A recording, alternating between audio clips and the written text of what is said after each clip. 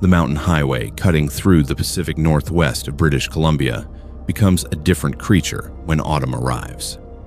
The dense evergreens that line the winding roads transform into darker silhouettes against the gray sky, and the mist rolls down from the peaks in thick, suffocating waves that make you feel like the world has compressed into the next 50 feet in front of your windshield. It was October 1974 when this landscape became the backdrop to a mystery that would haunt investigators, forensic experts, and the families of missing women for decades to come. My name is Thomas Reeves, and I was a park ranger working the remote regions of British Columbia during that era. I had seen my share of hikers gone missing, search and rescue operations that lasted weeks, and the occasional tragedy that accompanied people underestimating the wilderness. But nothing prepared me for what we discovered that particular October morning, and nothing in my 30 years of service would ever feel quite the same afterward. The call came in around 7 in the morning. A logging crew working about 15 miles northeast of Princeton, British Columbia, had found something suspicious while clearing brush near an old abandoned logging road. The description was vague over the radio, but the tone in dispatch's voice told me this was different. Not another lost hiker, not an accident, something deliberate. The logging road itself was barely passable, more of a scar through the forest than an actual route. And by the time I arrived with 2 other rangers and a police officer named Detective Marcus Webb, the crew had already cordoned off the area with orange flagging tape. The smell hit us first, not immediately overpowering but present, that particular decomposition scent that gets into your sinuses and stays there for hours after you leave. The body was partially buried beneath loose rocks and forest debris about 30 yards from the road, arranged in a way that suggested someone had deliberately attempted concealment rather than having simply abandoned remains. What made my skin crawl was the meticulous nature of the arrangement. The rocks weren't scattered chaotically. They were stacked deliberately, almost architecturally precise, covering the body in a pattern that would have taken considerable time and effort to construct. The victim was female. That much was immediately apparent, though her body had been exposed to the elements long enough that detailed identification would require forensic analysis back at the regional coroner's office. She was stripped of all clothing, which Detective Webb noted immediately, his jaw tightening as he surveyed the scene. No wallet, no jewelry, no identification of any kind. But what disturbed Webb more than anything was the arrangement of personal items discovered beside the body. A small collection of objects, each placed with the same calculated precision as the rock formation itself. A hairbrush, a lipstick tube, the shade a deep coral that would have been fashionable in the early 1970s. A compact mirror, its surface still intact. A single pearl earring. A leather wallet, empty of identification, but containing a faded photograph of a young woman with dark hair, smiling at the camera with the kind of genuine joy that suggested she had no idea this was the last photograph that would ever exist of her. Each item was positioned in a neat row, almost like an exhibit at a museum, and as I looked at that arrangement, I felt something cold move through my chest. This wasn't the work of someone who killed in passion or even carelessness. This was someone who killed with intention and collected fragments of identity like trophies. Detective Webb photographed everything methodically, his camera clicking rapidly as he moved around the perimeter of the site. He took particular care with the items, capturing them from multiple angles, each one documented with professional precision. The hairbrush showed dark hairs still woven through the bristles. The lipstick bore the distinctive wear pattern of frequent use, the edge worn down on one side from the angle it had been applied. The compact mirror contained remnants of powder, a shade that suggested foundation or blush, products popular in that era. But the wallet was the most haunting. Webb opened it carefully, wearing gloves, and found a receipt from a grocery store dated September 12, 1974, just 3 weeks prior. No name on the receipt, just a list of items: milk, bread, butter, eggs. Ordinary items purchased by someone who had no idea she was in the final weeks of her life. Webb radioed for the coroner's team and a forensics unit. Then he pulled me aside, while the other rangers began establishing a broader perimeter around the site. In my 15 years with the RCMP, I have never seen anything arranged like this, Webb told me, his voice low and controlled, though I could see the tension in his jaw. This person wanted us to know something, wanted us to find these items, wanted us to understand that this death was deliberate, methodical, planned. Over the next week, as forensic teams worked to extract and preserve evidence, we learned that the victim was a young woman who had gone missing from her home in the suburbs of Vancouver approximately 4 weeks prior. She'd been 28 years old. Her name was Jennifer Ashford. Her mother had filed a missing person report, but initial investigations had gone nowhere. No signs of struggle in her apartment, no witnesses, no leads. Her employer at the accounting firm downtown reported she had simply not shown up for work one Monday morning and had not answered her phone or responded to any attempts at contact.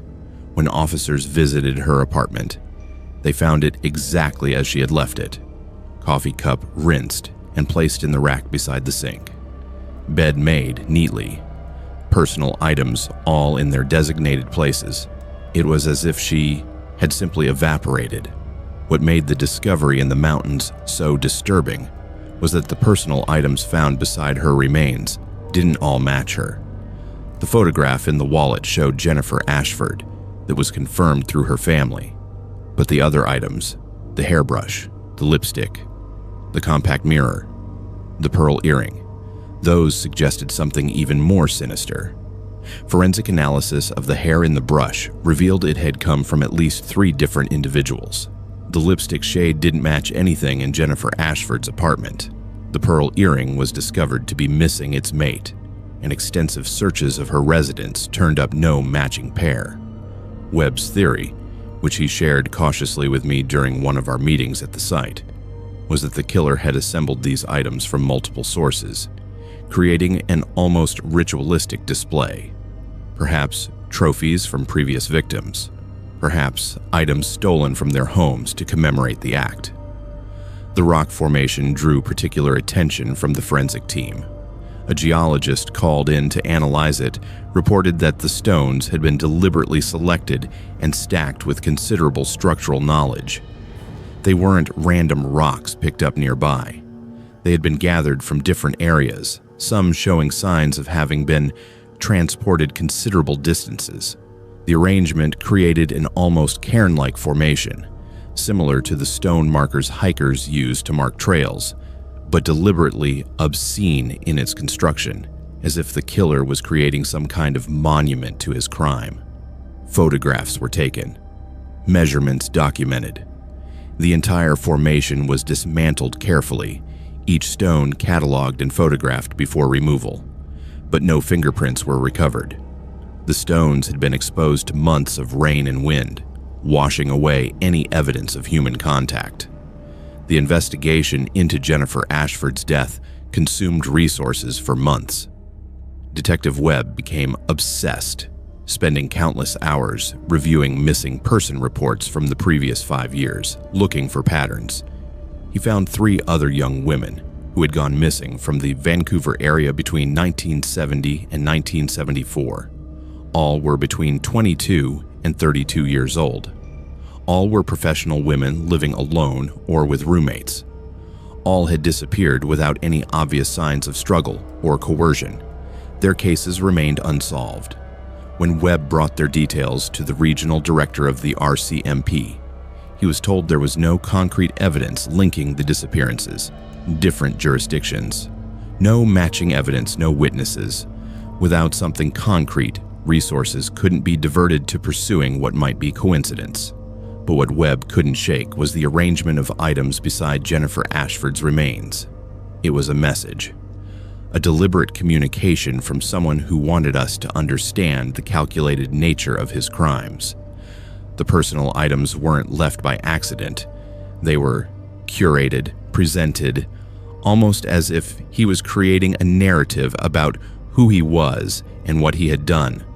I spent months thinking about those objects, about the person who had carefully selected a young woman from her apartment, transported her to a remote mountain location, and then arranged her remains beneath a precisely constructed rock cairn.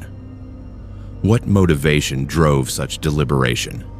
What satisfaction did the killer gain from creating such a meticulous scene? Decades passed. The case of Jennifer Ashford remained officially unsolved, though Webb's conviction that multiple murders had been connected never wavered. He retired in 1988, still believing he had been close to identifying the perpetrator, but lacked the evidence to proceed. The missing persons reports from the 1970s were archived, their files gathering dust in basement storage. Jennifer's mother passed away in 1995 without ever knowing what happened to her daughter on that September morning in 1974. The other missing women from that era faded from public memory, their photographs yellowing in old newspapers, their cases eventually closed or reclassified as voluntary disappearances. Then, in 2012, genetic genealogy emerged as a revolutionary investigative tool. Cold case units across North America began testing DNA evidence from old cases, comparing results against genealogical databases. Jennifer Ashford's remains were exhumed for DNA testing, and in March 2013, a match was made. The DNA profile matched a man named Robert Kane, who had died in a California prison in 2003 while serving time for an unrelated felony. Kane had lived in British Columbia between 1970 and 1976, working as a carpenter and construction worker, moving frequently, using several different names. His criminal record included arrests for sexual assault, stalking, and breaking and entering. When investigators reviewed his file, they found that he had been questioned about Jennifer Ashford's disappearance in 1974, but released due to insufficient evidence. He had subsequently fled to California, where he committed crimes that finally landed him in prison. But here is what still troubles me, even now, decades after that October morning, when we discovered Jennifer's remains beneath the carefully constructed stone cairn. The items arranged beside her body were never fully explained. The hairbrush with hair from 3 different individuals was never matched to any known missing persons case. The pearl earring was never identified.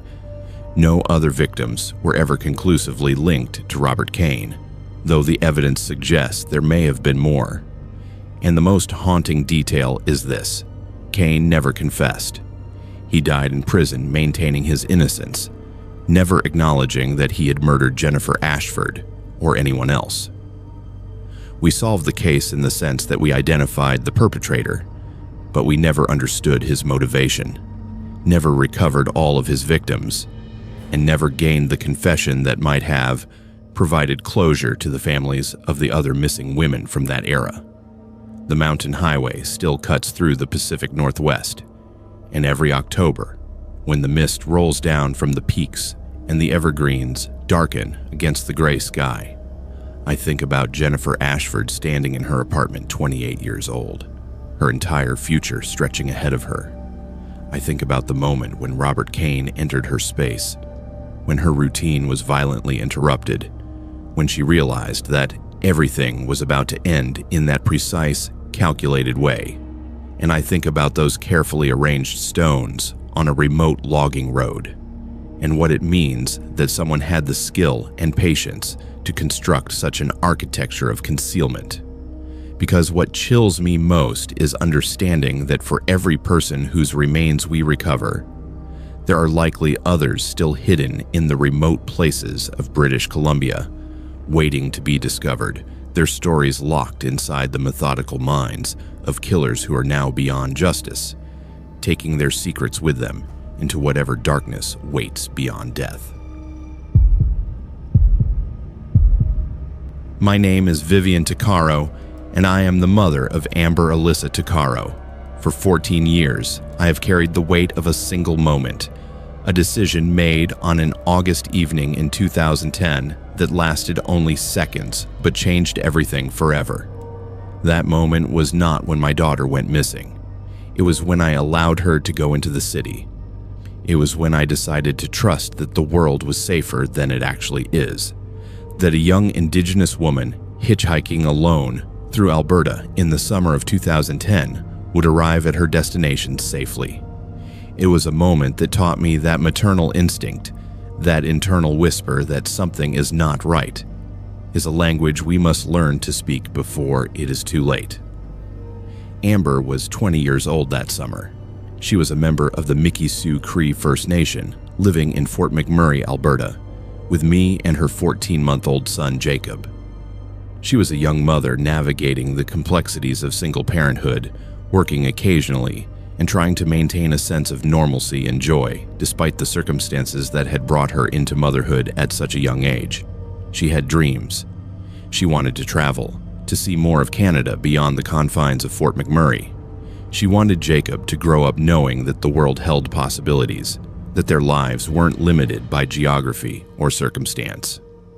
In August 2010, when a friend invited her to take a vacation to Edmonton, Amber saw it as an opportunity to experience something beyond her daily routine.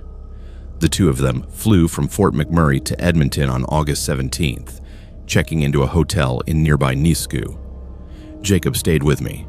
I remember waving goodbye as they left the apartment, Amber's face bright with excitement. She was wearing a casual sundress that morning, her dark hair pulled back, and she had that particular energy about her that young people have when they are anticipating something new. I told her to be careful. I told her to stay close to her friend. I told her all the things mothers tell their daughters when they are about to step into a world that has a history of swallowing young Indigenous women whole. The next evening, August 18th, around 8 o'clock, Amber and her friend decided to go into Edmonton from their hotel in Nisku. They were looking for entertainment, for the energy of the city, for something to do. The plan was to spend a few hours in Edmonton and return to the hotel. Amber's friend offered to drive, but Amber decided to hitchhike instead. She had done it before. She was comfortable with it. She did not yet understand that comfort is not the same as safety, that familiarity with a practice does not diminish its risks. She stepped to the side of the highway and put her thumb out, and a man in an unidentified vehicle pulled over. She climbed into the passenger seat. She believed she was on her way to the city. She believed this ride would take her where she wanted to go. She believed, perhaps, in the basic human decency that we are all taught to believe in. She was wrong. It was during this ride that Amber made a phone call. She called her friend, likely to tell her where she was or to check in, to maintain that thread of connection that might have made her feel less alone in a stranger's vehicle. The RCMP later released a recording of this phone call, and every time I listen to it, I feel my heart break in exactly the same way it did the first time. In that recording, Amber can be heard speaking to the driver. Her voice is calm but alert. She says, "You'd better not be taking me anywhere I don't want to go." That sentence, just that one sentence, contains within it the moment when Amber realized something was wrong. The driver had assured her they were heading east toward Edmonton, on a back road that would take them to the city. But Amber, with the intuition that kept her alive a few minutes longer, understood that the assurances were lies. She understood that the direction they were traveling was not east. She understood that this man was taking her somewhere else entirely. The detective investigating the case, when I spoke with him years later, told me that the tone of Amber's voice in that recording indicated increasing fear. Not panic, not yet, but fear. The awareness that she had made a catastrophic mistake in accepting this ride, that she was now in a situation from which there was no simple exit, no rolling down the window and jumping out at highway speed, no easy escape. Her friend, hearing that recording played back, told me that Amber sounded scared but was trying to maintain composure, trying to reason with the driver, trying to assert some control over a situation that was rapidly spiraling beyond her ability to manage. That phone call was the last time anyone heard Amber Alyssa Tukaro's voice. The driver, whose identity remains unknown to this day, drove south into rural Leduc County, away from Edmonton, away from city lights and witnesses, into the kind of landscape where screams disappear into emptiness and bodies can remain hidden for years. What happened between the moment of that phone call and the moment when Amber was no longer alive can only be imagined. The official coroner's report would eventually indicate that she had been murdered, that the location in which she was found showed signs of violence, that her death was not accidental or self-inflicted, but the specific details, the sequence of events, the final moments of her consciousness, those remain locked away in the memory of one person, the person who drove south instead of east, who had intentions from the moment he pulled over to pick her up. When Amber did not return to the hotel the next morning, her friend called me. I remembered the exact quality of fear in her voice. It was not yet certainty. It was the earliest stage of knowing that something is fundamentally wrong. I called the RCMP. I reported my daughter missing. I believed that making that call would set in motion a cascade of professional protocols, that officers would be dispatched, that investigations would begin immediately, that the system designed to protect citizens would swing into action to find my child. I did not understand that the system was not designed equally for everyone. I did not understand that an Indigenous woman missing from a hitchhiking situation would not receive the same urgency of response as other disappeared persons. What I encountered instead was indifference masquerading as procedure. The RCMP told me that Amber had likely decided to stay in Edmonton longer than planned. They suggested, and I remember this with absolute clarity, that she was probably out having fun, partying, and that she would call when she felt like returning. They implied that young women are often unreliable about communication, that disappearance is not necessarily disappearance if we do not yet want to believe it. Days passed. I called repeatedly. I was transferred from number to number. I was told to call different detachments. I was given the runaround in a way that would later be officially documented as a failure of the RCMP's duty to respond appropriately to a missing Indigenous woman. I eventually got Amber back on the missing persons list on September 23, 2010, 1 full month after she disappeared. 1 month during which every hour mattered, during which investigators should have been working, should have been following leads, should have been taking seriously the fact that a young Indigenous woman had vanished under suspicious circumstances.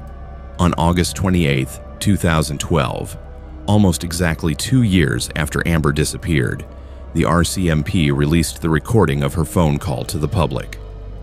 They hoped that someone would recognize the driver's voice, that someone would come forward with information about who this man was. The recording was played on news outlets across Canada. Thousands of people heard Amber's voice, heard her fear, heard her final known words. "You'd better not be taking me anywhere I don't want to go." Surely, everyone thought, someone will recognize this voice. Surely this man will be identified. Surely justice will follow. 4 days later, on September 1st, 2012, horseback riders exploring a rural property near Leduc County discovered Amber's remains. She had been there for 2 years.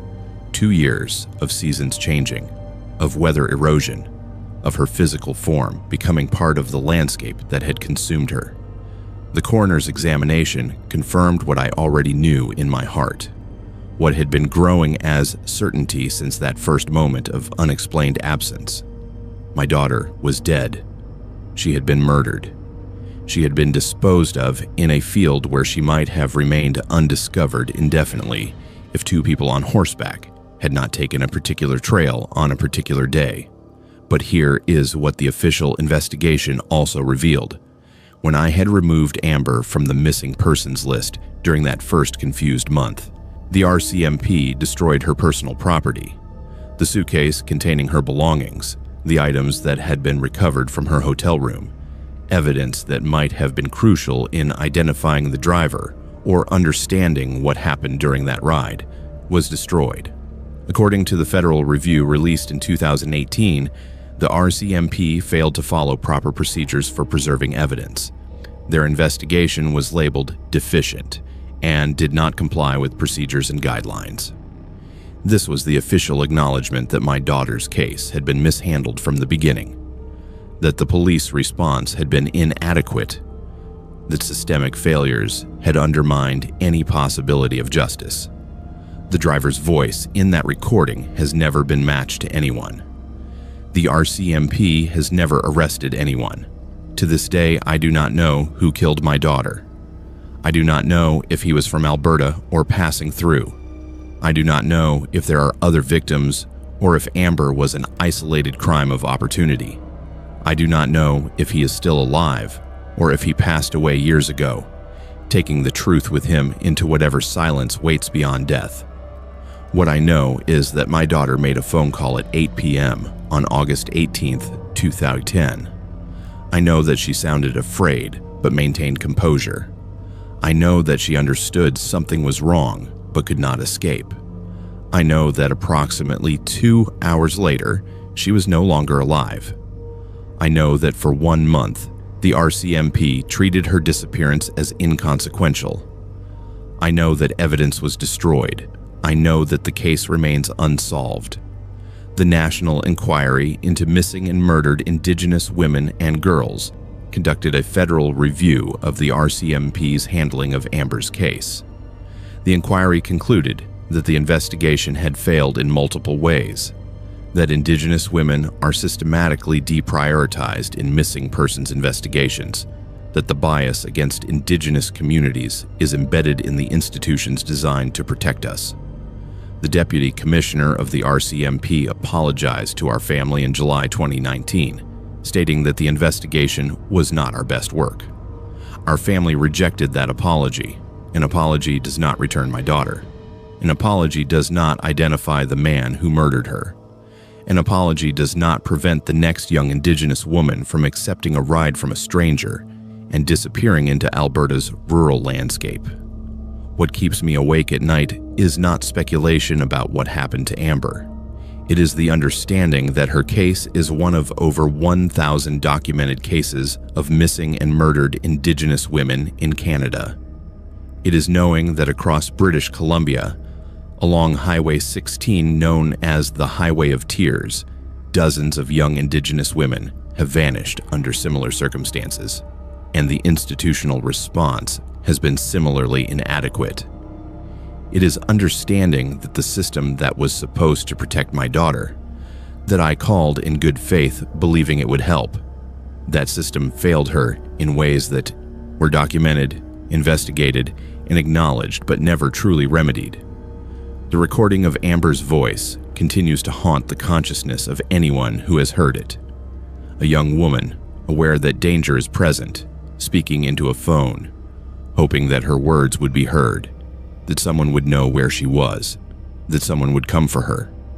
Those words, "You'd better not be taking me anywhere I don't want to go," echo across the years as the most articulate expression of a moment when awareness collides with helplessness.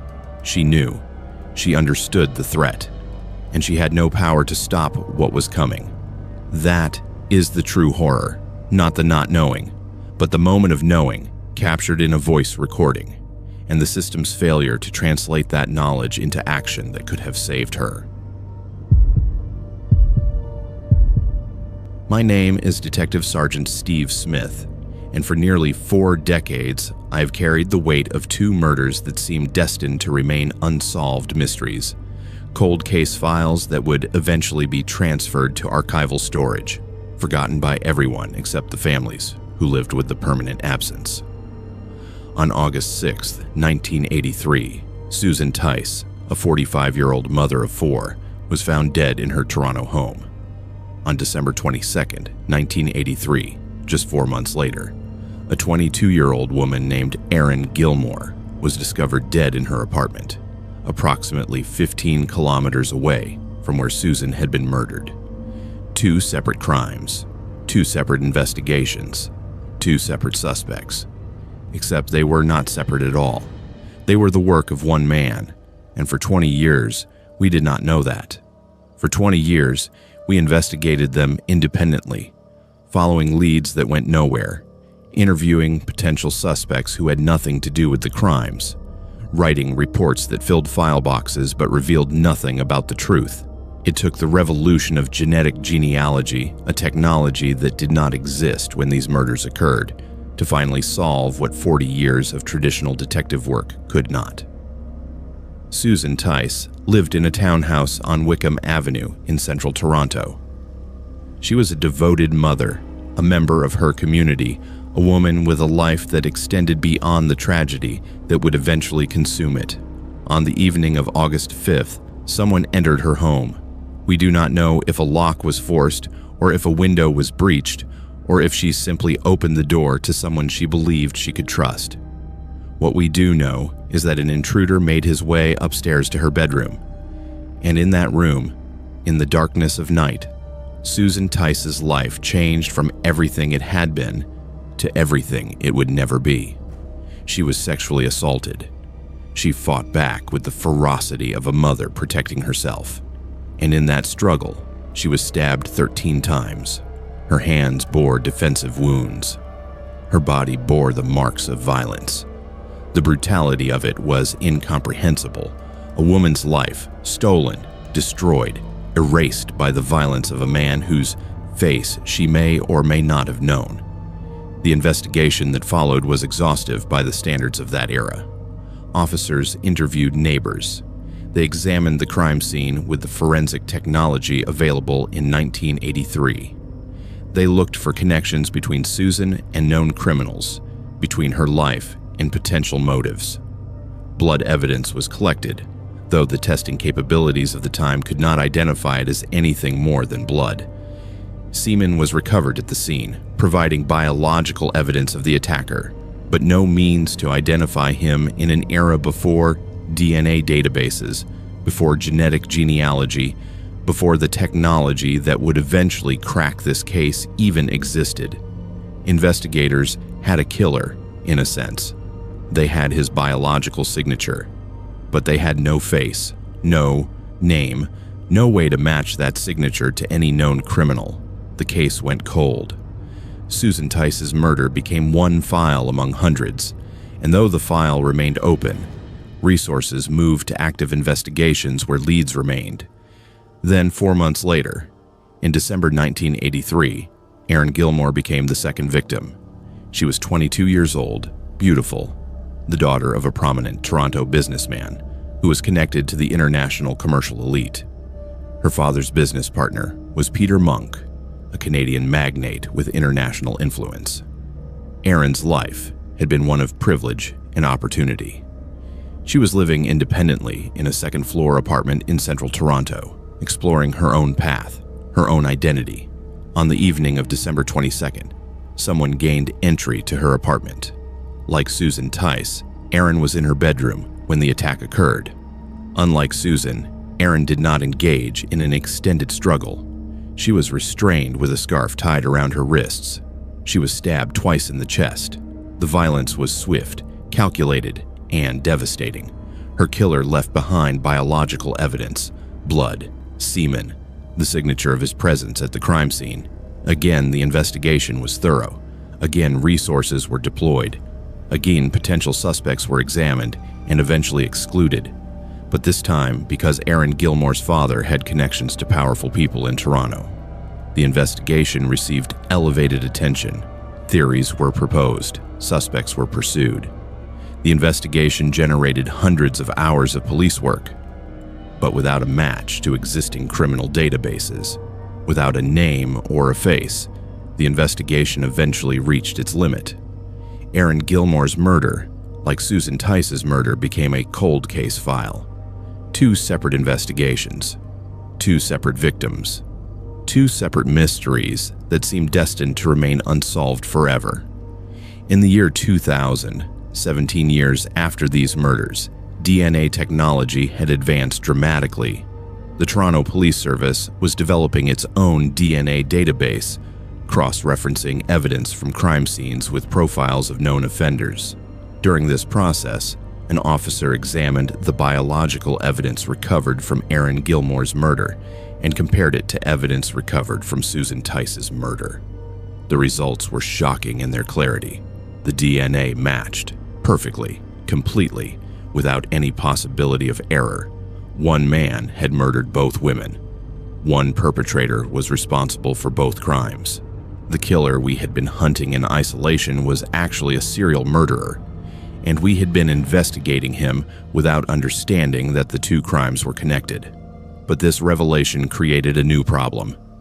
Yes, we now knew that one man had committed both murders. No, we still did not know who he was. Our DNA database contained profiles of convicted offenders, but if the killer had not been convicted of a crime before August 1983, his DNA would not be in the system. If he had been careful, if he had killed before being arrested for anything, if he had avoided the criminal justice system until after he had murdered these two women, our DNA would not match anything we had on file. We had his biological signature. We had absolute certainty that one man was responsible for both crimes. But identifying that man, putting a name and a face to that biological profile, remained impossible with the tools available to us. For the next 19 years, the case remained essentially frozen. The DNA evidence sat in our laboratory. Investigators occasionally reviewed the files, hoping that some new lead might emerge, that some new suspect might be identified and tested against our evidence. But leads were few and far between. Aaron Gilmore's family continued to ask questions, to seek justice, to keep the case in public consciousness through periodic media appeals. Susan Tice's family, though less connected to media attention, carried the same desire for answers, the same hope that someday someone would identify and arrest the man responsible for their mother's murder. Then, in 2019, everything changed. The Toronto Police Service made the decision to send our DNA evidence to a private laboratory in Texas called Othram. This laboratory had pioneered a revolutionary approach to genetic genealogy that involved taking DNA evidence and comparing it against the databases maintained by commercial ancestry services like Family Tree DNA and Ancestry.com. These databases contained millions of genetic profiles from people who had voluntarily submitted their DNA for genealogical research, for health reasons, for curiosity about their heritage. By matching our unknown killer's DNA against these massive databases, we could theoretically identify his biological relatives, trace his family tree, and narrow down the pool of potential suspects. The initial results were profound. Our killer was Cree, an indigenous person with heritage, connecting him to specific communities in northern Ontario.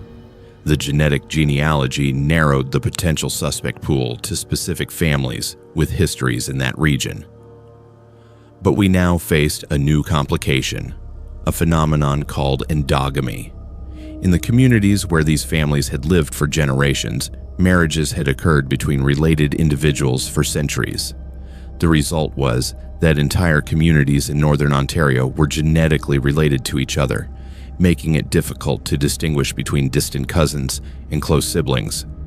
Our DNA showed that the killer was one of 5 brothers from the Sutherland family. We knew his biological family. We did not know which family member was the murderer. Over the next 2 years, from 2021 to 2023, Toronto police conducted an investigation that combined old-fashioned detective work with modern surveillance technology. Investigators traveled to Moosonee, a remote community of approximately 1,500 people in northern Ontario, located just south of James Bay. They conducted interviews with community members and provincial records clerks. They confirmed that some or all of the Sutherland brothers had lived in Toronto during the early 1980s, when both murders occurred. They began surveillance operations following the brothers, documenting their movements, collecting physical samples from discarded items.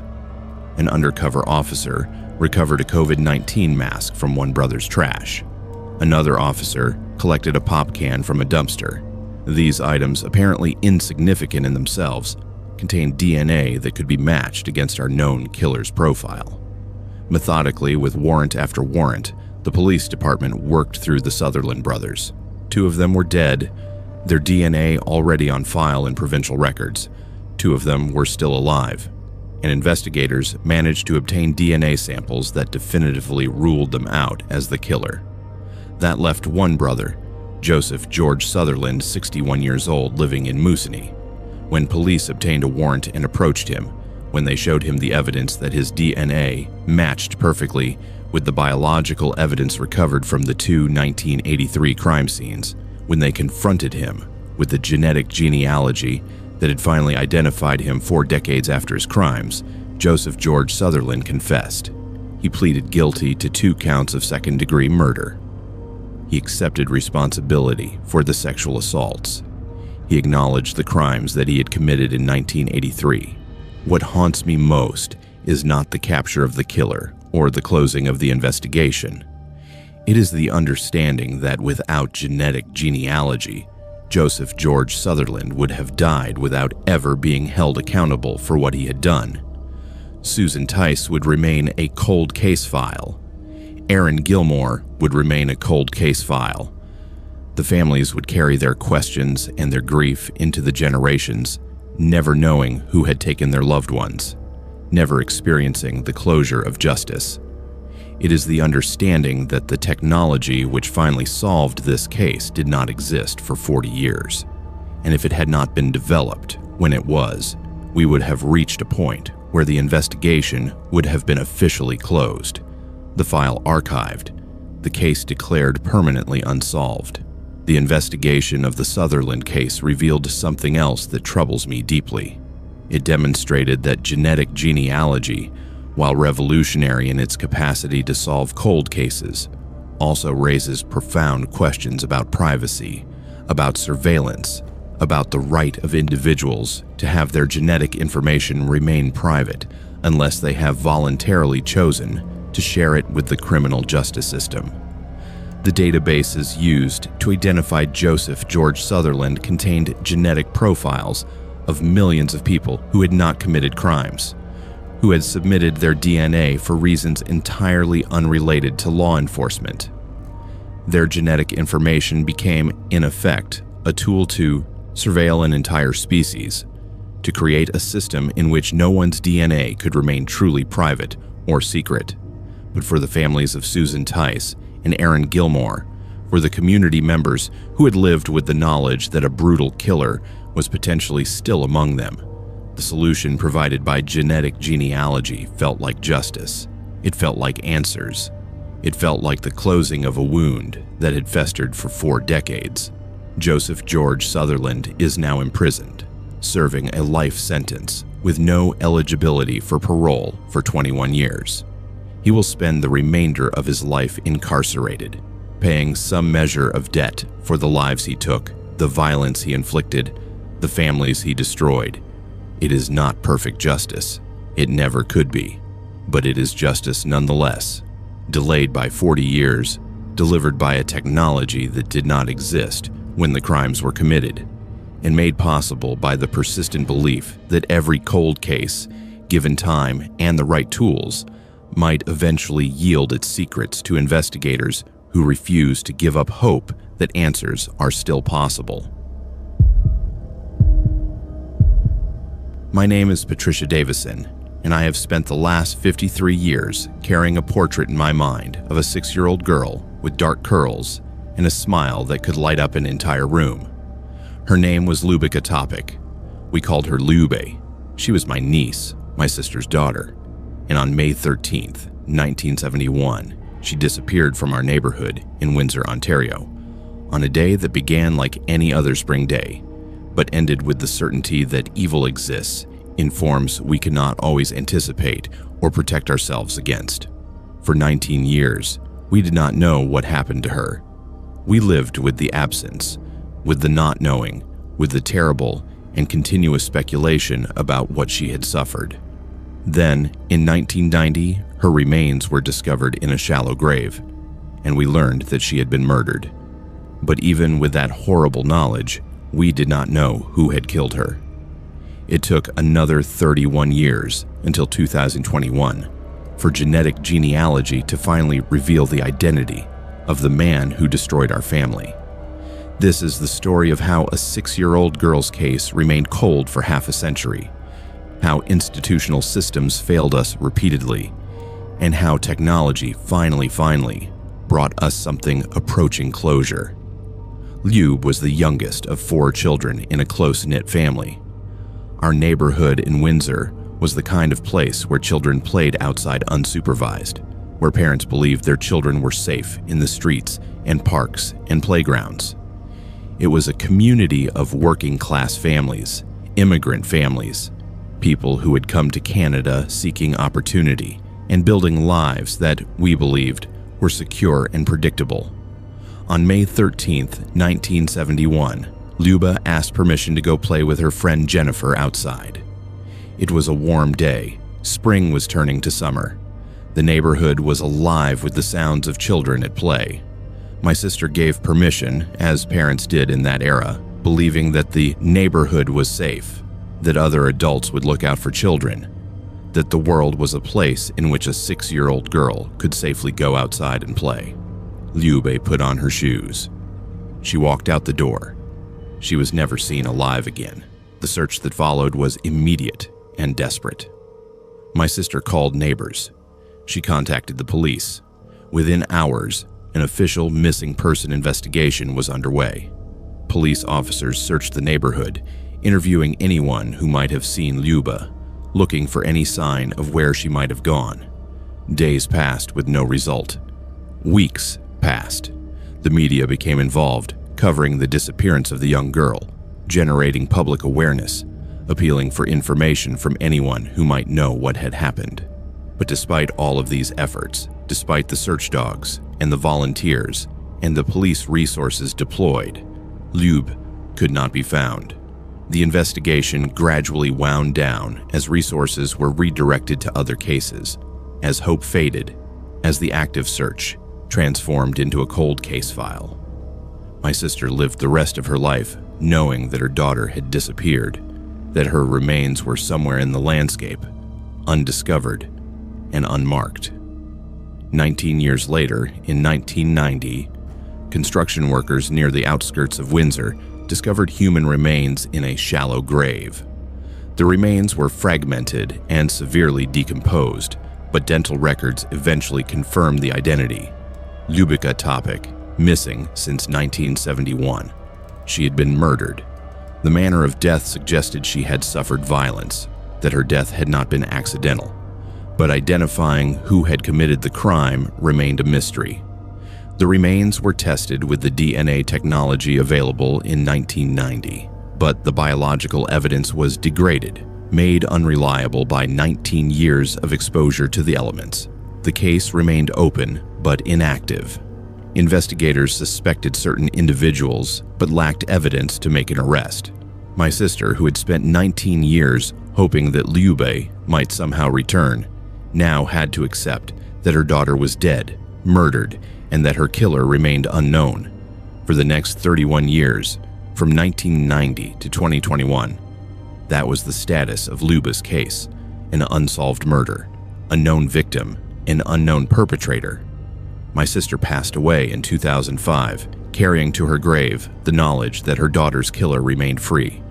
The rest of the family continued to live with that injustice, with that absence, with the understanding that someone in our community had murdered a child and had never faced justice for that crime. We did not know if the killer was still alive, if he had died, if he had moved away or was still living in Windsor.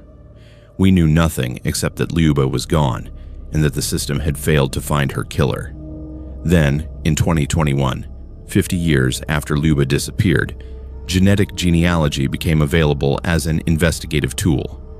The Windsor Police Service decided to submit the biological evidence recovered from Lyuba's remains to a private laboratory specializing in investigative genetic genealogy. The DNA was degraded by half a century of exposure, but modern technology could extract enough information to create a usable profile. That profile was uploaded to genetic genealogy databases, and the system began the process of comparing Lube's killer's DNA against millions of profiles in commercial ancestry databases. The results, when they came back, identified a suspect, Frank Arthur Hall. He had been a neighbor in the area in 1971, living on the same road as Lube's family. Police had investigated him in 1971, had questioned him about Lube's disappearance, but had lacked evidence to charge him. Over the following decades, Frank Arthur Hall had lived his life. He worked. He had family relationships. He moved away from Windsor to Edmonton, Alberta, building a life that existed outside the shadow of the 1971 murder. Then, in 2019, Frank Arthur Hall died. He died before ever being arrested, before ever being charged, before ever being brought to justice for the murder of Lube Topic. But genetic genealogy had identified him. His name was released to the public in February 2022, 51 years after he had murdered the 6-year-old girl, and 51 years after that girl had disappeared into the uncertainty of an unsolved case. His name was Frank Arthur Hall, and he was dead. There would be no trial. There would be no conviction. There would be no incarceration. There would be no formal justice system response to his crime. He had lived an entire lifetime, while Lubin never lived beyond 6 years old. What troubles me most profoundly is understanding that for 40 years, from 1971 to 2011, it was entirely possible that we would never know who murdered Lube Topic. There was no genetic genealogy in 1971. There was no DNA database. There was no technology to match unknown DNA against millions of potential relatives. If Frank Arthur Hall had died before genetic genealogy was developed, if the technology had not been created, if the genetic genealogy companies had not built their massive databases of millions of family trees, we would have carried this mystery to our own graves. Lube Topic's murderer would have remained unknown, unnamed, unpunished, except by the silent judgment of time and decay. The investigation also raised disturbing questions about institutional failures. Police had identified Frank Arthur Hall as a suspect in 1971. They had questioned him. They had allowed him to remain free. Perhaps they lacked evidence at the time. Perhaps they questioned him and found him unconvincing as a suspect. But the fact remains that the person ultimately identified as the killer was within the scope of police investigation immediately after the crime occurred, and the system failed to charge him, failed to investigate him thoroughly enough, failed to pursue the case with the rigor and persistence that a murdered child deserved. My sister never knew that genetic genealogy would eventually identify her daughter's killer. She lived and died in the era before that technology existed, carrying the pain of not knowing, hoping against hope that someday answers would come. When those answers finally arrived, they came too late for her to experience any relief or satisfaction. They came in a world in which the killer was already dead, beyond prosecution, beyond the reach of human justice. The Windsor Police Service held a press conference in February 2022 to announce that Lube Topic's murder had been solved. They released Frank Arthur Hall's name. They explained how genetic genealogy had led to his identification. They presented this as a success, as a case closed, as justice finally served. But standing in that room, hearing that name spoken aloud, understanding that the man who had murdered my 6-year-old niece had lived a full lifetime after his crime, had died before ever being arrested, I could not find comfort in what the police department called closure. I could only find the terrible knowledge that Luba had never had a chance to live, and that the man responsible for ending her life had been granted that opportunity by the failures of 1971's investigative procedures. Lube Topic is buried now. Her remains are in the ground, finally laid to rest with knowledge of who murdered her. But the injustice is not laid to rest. The injustice is that she never grew beyond 6 years old. The injustice is that for 50 years, her killer walked free. The injustice is that genetic genealogy had to exist, had to be developed, had to be refined and deployed before her murder could be solved. The injustice is that an entire generation of people died without ever knowing the answer to the question that defined our family. Who killed Lubika Topic? We know now. His name was Frank Arthur Hall. He lived in the neighborhood. He was questioned by police. He was not arrested. He lived his entire life while Lubisa's life was stolen from her at 6 years old. And the only satisfaction we can take from his identification is the knowledge that his name is now permanently connected to his crime, that his secret is finally exposed, that the family and the community no longer have to carry the burden of not knowing. But that satisfaction is hollow, because the man is dead, because justice cannot be served on him, because he never had to face trial or incarceration or any formal accounting for what he did. Genetic genealogy solved the mystery of who killed Lubika Topic, but it could not bring her back. It could not give her the life that was stolen. It could only confirm what we already knew in our hearts, that an innocent child had been murdered, and that the man responsible had lived far too long as a free man. My name is Dr. Richard Hartwell, and I have spent the last 40 years researching and documenting one of the most inexplicable disappearances in Canadian history. On a landscape so remote that the nearest settlement is over 500 kilometers away, 30 indigenous people simply vanished without explanation, leaving behind only abandoned structures and the silence of the Arctic tundra. This is the story of what happened at Anjunj, a small settlement in Manitoba's far north, sometimes referred to by locals as the Ghost Settlement, the place where an entire community walked into the wilderness and never returned. The year was approximately 1907, though the exact date remains uncertain because of the remoteness of the location and the fact that no official records were kept in the early 20th century. What happened there defies rational explanation, and over a century later, we still do not know what became of those 30 people, what forced them to abandon their settlement, or whether they are dead, or whether some impossible truth exists beyond what our civilization has yet discovered. The settlement at Anjunj was established by a small group of indigenous people, the Inuit, though the historical records often refer to them by terms that are now considered outdated and inappropriate. They had chosen this location because it provided access to hunting grounds and fishing areas that sustained their community throughout the year. The settlement consisted of approximately 30 permanent residents, men, women, and children, who had built homes adapted to the harsh Arctic environment, who had developed a system of survival that had worked for generations. They had established patterns of life that extended through seasons of extreme weather, through periods of isolation, through the kind of hardship that required not just survival skills, but a profound spiritual connection to the land. By all accounts, from the few travelers who had visited Anjunj in the years before 1907, the community appeared stable, functioning, and sustainable.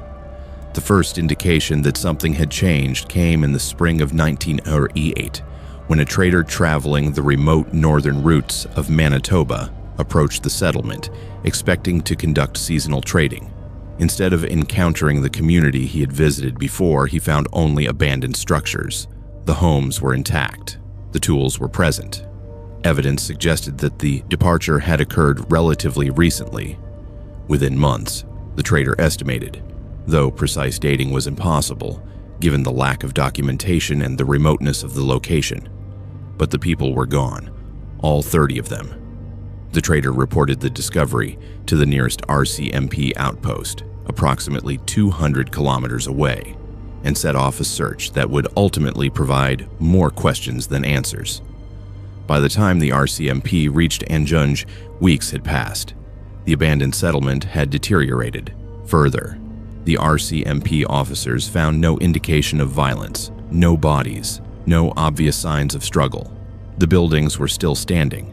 Some contained personal possessions, Food stores were present in certain structures, suggesting that the departure had not been a panicked evacuation, but something more deliberate, more planned, more organized. The officers conducted what investigations were possible given the limited technology of the early 20th century and the vast distances involved. They found no graves. They found no evidence of a massacre. They found no indication of what had motivated an entire community to abandon their settlement and effectively disappear. Over the following months and years, search parties were organized to explore the surrounding regions. Indigenous guides familiar with the territory were consulted. Hunters and trappers who knew the Arctic landscape were questioned. But no trace of the 30 missing people was ever discovered. No bodies were found. No remains were identified. No one in the surrounding communities reported encountering the missing Inuit people or their families. The prevailing theory among investigators was that the community had deliberately abandoned the settlement to relocate to another region, perhaps moving south, perhaps merging with other communities, perhaps simply choosing to leave the settlement for reasons that remained unknown. But this theory created an enormous problem. No one could find any evidence that this relocation had occurred. No community to the south reported the arrival of approximately 30 new members. No traders or trappers reported encounters with the missing people. The missing settlement's residents seemed to have vanished, not just from Njunj, but from all available historical record, from all witness accounts, from all evidence of their subsequent existence. It was as if the entire community had ceased to exist at a specific moment in 1907 or 1908. What emerged from the mystery was a void that filled with speculation, myth, and theory. Some researchers proposed that the entire community had perished from disease, that a plague or epidemic had swept through and killed everyone, and that the bodies had been disposed of according to burial practices that left no archaeological evidence. Others suggested that they had deliberately ended their lives in a mass suicide event, perhaps in response to starvation, perhaps in response to external circumstances that had motivated collective decision-making. Still others proposed theories involving supernatural or paranormal events, that the settlement had been the site of some kind of mysterious event that had caused people to flee in such haste that they never contacted civilization again. The most unsettling theories were those that proposed deliberate foul play. Some researchers suggested that the settlement had been attacked by an outside force, that the residents had been killed, and that their remains had been hidden or disposed of in locations that were never subsequently discovered. Others proposed that government agents or colonial authorities had deliberately removed the population for reasons that were never officially acknowledged. These theories remain speculative and lack concrete evidence, but they reflect the disturbing reality that an entire community of indigenous people had simply ceased to exist, and no official investigation had ever conclusively determined why or how that disappearance had occurred.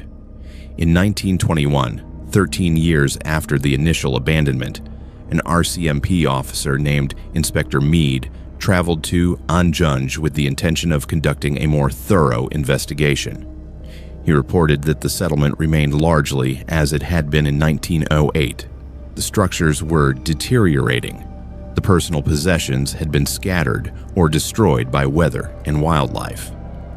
But Meade noted something that previous investigators had not: evidence of deliberate organization in the settlement's abandonment. Possessions had been arranged in certain ways. Doors had been closed and secured. Tools had been organized and stored. This suggested to Meade that the departure had not been a sudden evacuation, but a planned, organized relocation in which residents had taken time to secure their settlement, suggesting that they intended either to return or to ensure that the location remained usable if someone were to visit in the future.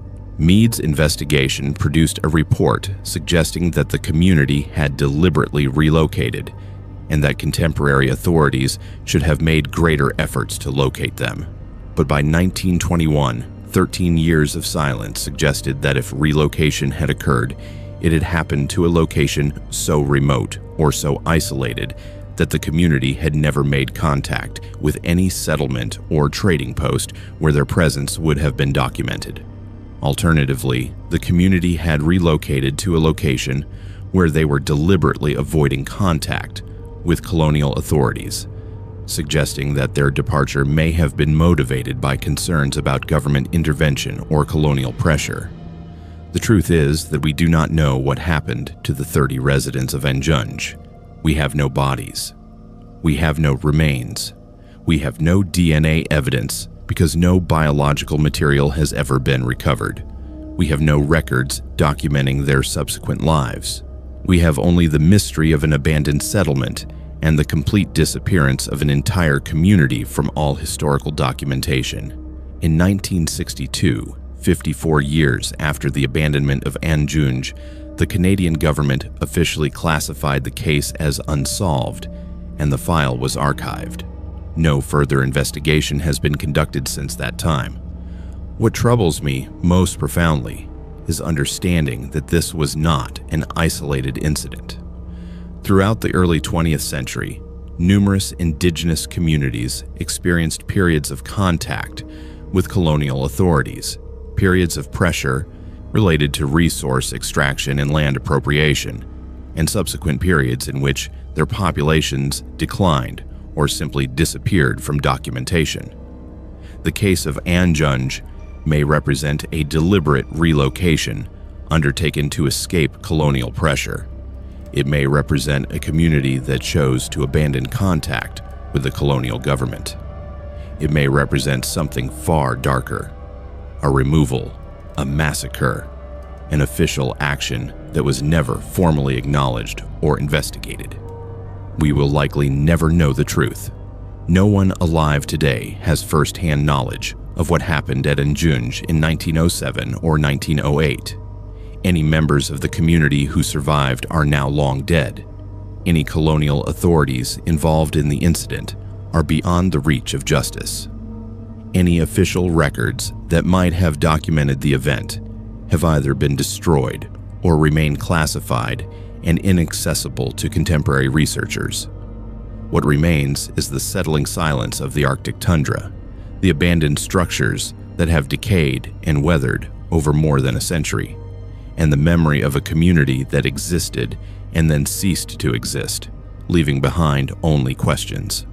In recent years, advances in archaeology and DNA analysis have made it possible to investigate ancient sites in ways that were impossible in the early 20th century.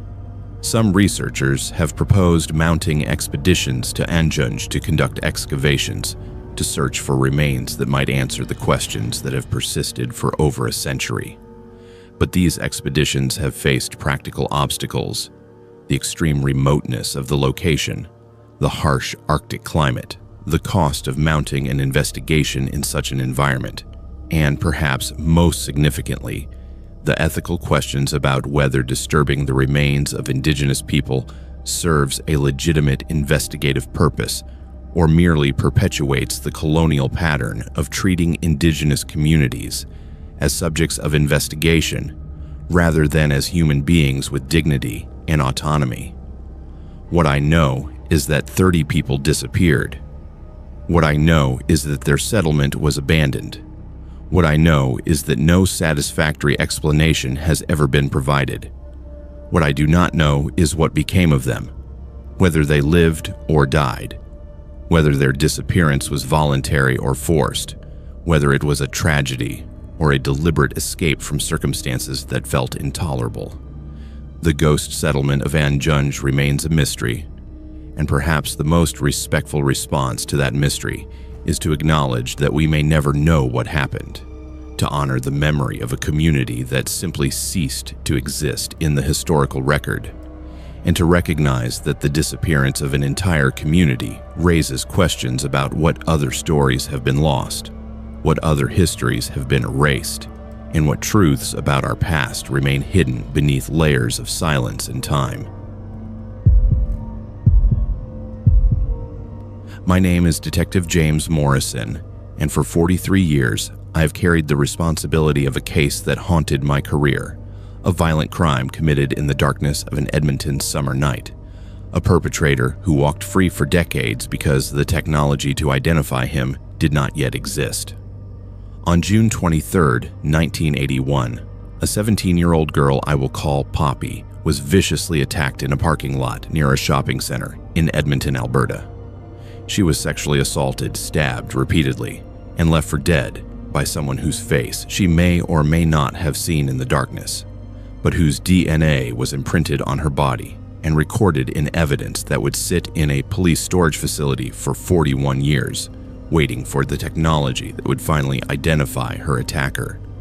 This is the story of how a teenage girl's life was shattered in a moment of brutality, how the justice system failed to protect her, and how genetic genealogy finally delivered what decades of traditional investigation could not: the identity and conviction of the man who had stolen her childhood and left her with trauma that would shape the remainder of her existence.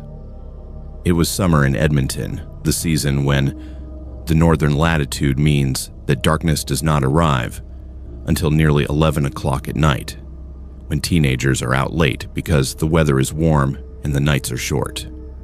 Poppy had gone to a shopping center with friends, a normal summer evening, an ordinary teenage experience in a city that felt safe enough for a young woman to move through its spaces without excessive fear. She was 17 years old, still in high school, with her entire life stretching ahead of her, with possibilities that seemed unlimited, with a future that appeared bright and full of potential. She had no idea that on this particular evening, in this particular shopping center parking lot, her future would be violently interrupted, that the trauma she was about to experience would redefine the trajectory of her life. When she left her friend's company and walked toward the parking lot, she was alone. It was a decision that seemed innocent at the time, a brief separation that should have been inconsequential. But in that moment of solitude, someone was watching.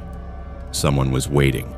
Someone was planning to take what Poppy had not offered, to inflict violence on a person who had done nothing to deserve it, to commit a crime that would alter not just her life, but the lives of everyone who loved her. The attacker emerged from the shadows and confronted her. The details of what happened in the immediate moments after are preserved in police reports, in medical records, in the testimony that Poppy gave to investigators in the days following the assault. She was physically overpowered. She was sexually assaulted. She was stabbed multiple times, wounds that were severe enough to require emergency medical intervention, injuries that left permanent physical scars, and temporary medical hospitalization. The attack was brutal and calculated. It was not a crime of passion or a momentary loss of control. It was the work of someone who had committed violence before, someone who had learned techniques, someone who had developed the ability to inflict harm with a kind of practiced precision. The attacker escaped into the night, leaving behind a severely injured teenager who would be discovered by shoppers minutes after he fled. Emergency services responded. Poppy was transported to the hospital. Medical personnel documented her injuries. Police were called.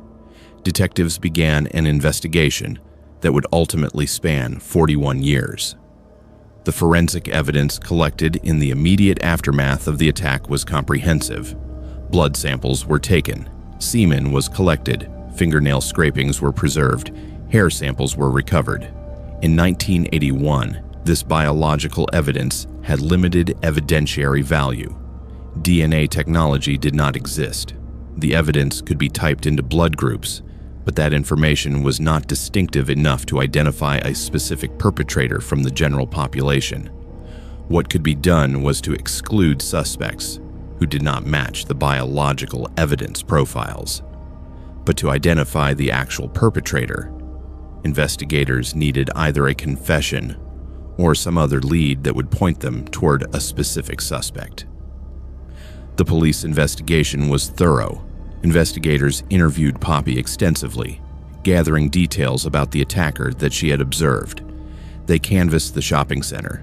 They spoke to employees and customers who had been present that evening. They reviewed security footage, though the surveillance technology of 1981 was primitive by modern standards, capturing grainy images with limited clarity and no ability to zoom or enhance. They followed leads. They investigated suspects. But despite all of these efforts, the investigation eventually stalled. The attacker remained unidentified. Without a specific suspect to test against the biological evidence, investigators had no means of making a match. The case was eventually classified as inactive, and Poppy's attacker remained free.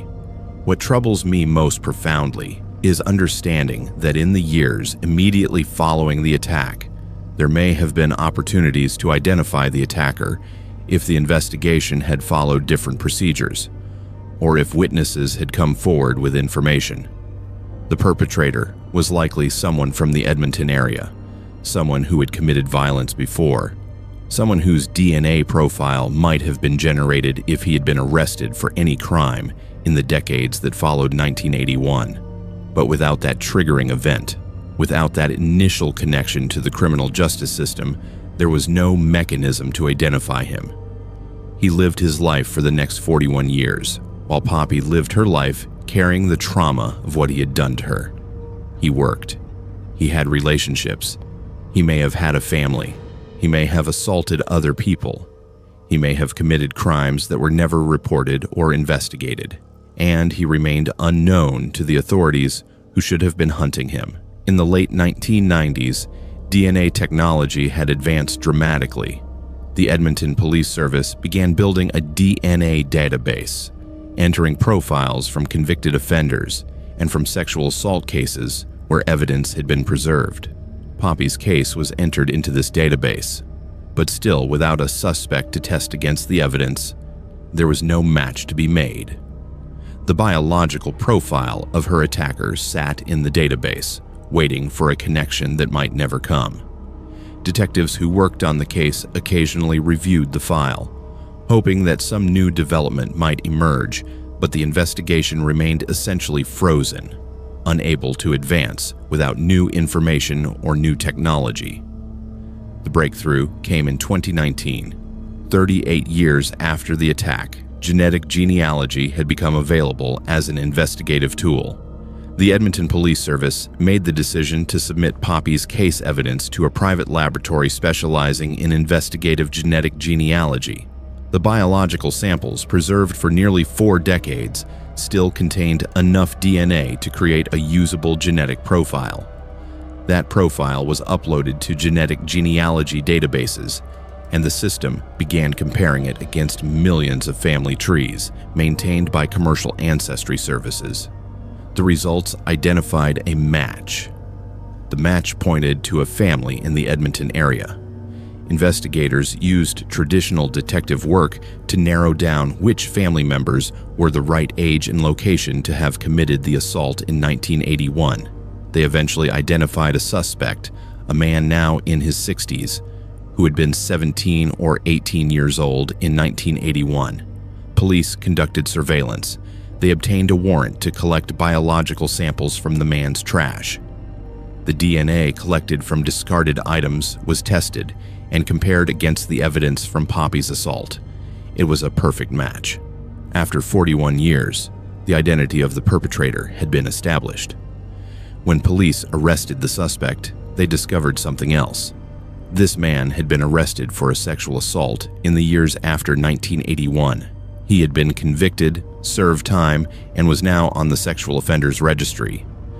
But because DNA databases and sexual offender registries did not exist in the early 1980s, his earlier assault on Poppy had never been connected to him.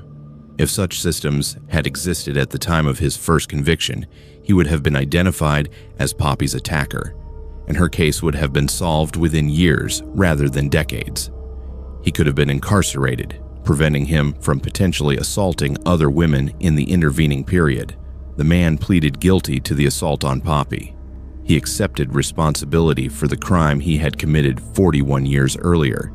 He was sentenced to additional prison time, though, given his age and the fact that he had already served time for a subsequent assault, The sentence represented a relatively small additional punishment for a crime that had devastated one woman and potentially prevented him from assaulting others if he had been properly prosecuted and incarcerated in the years immediately following 1981.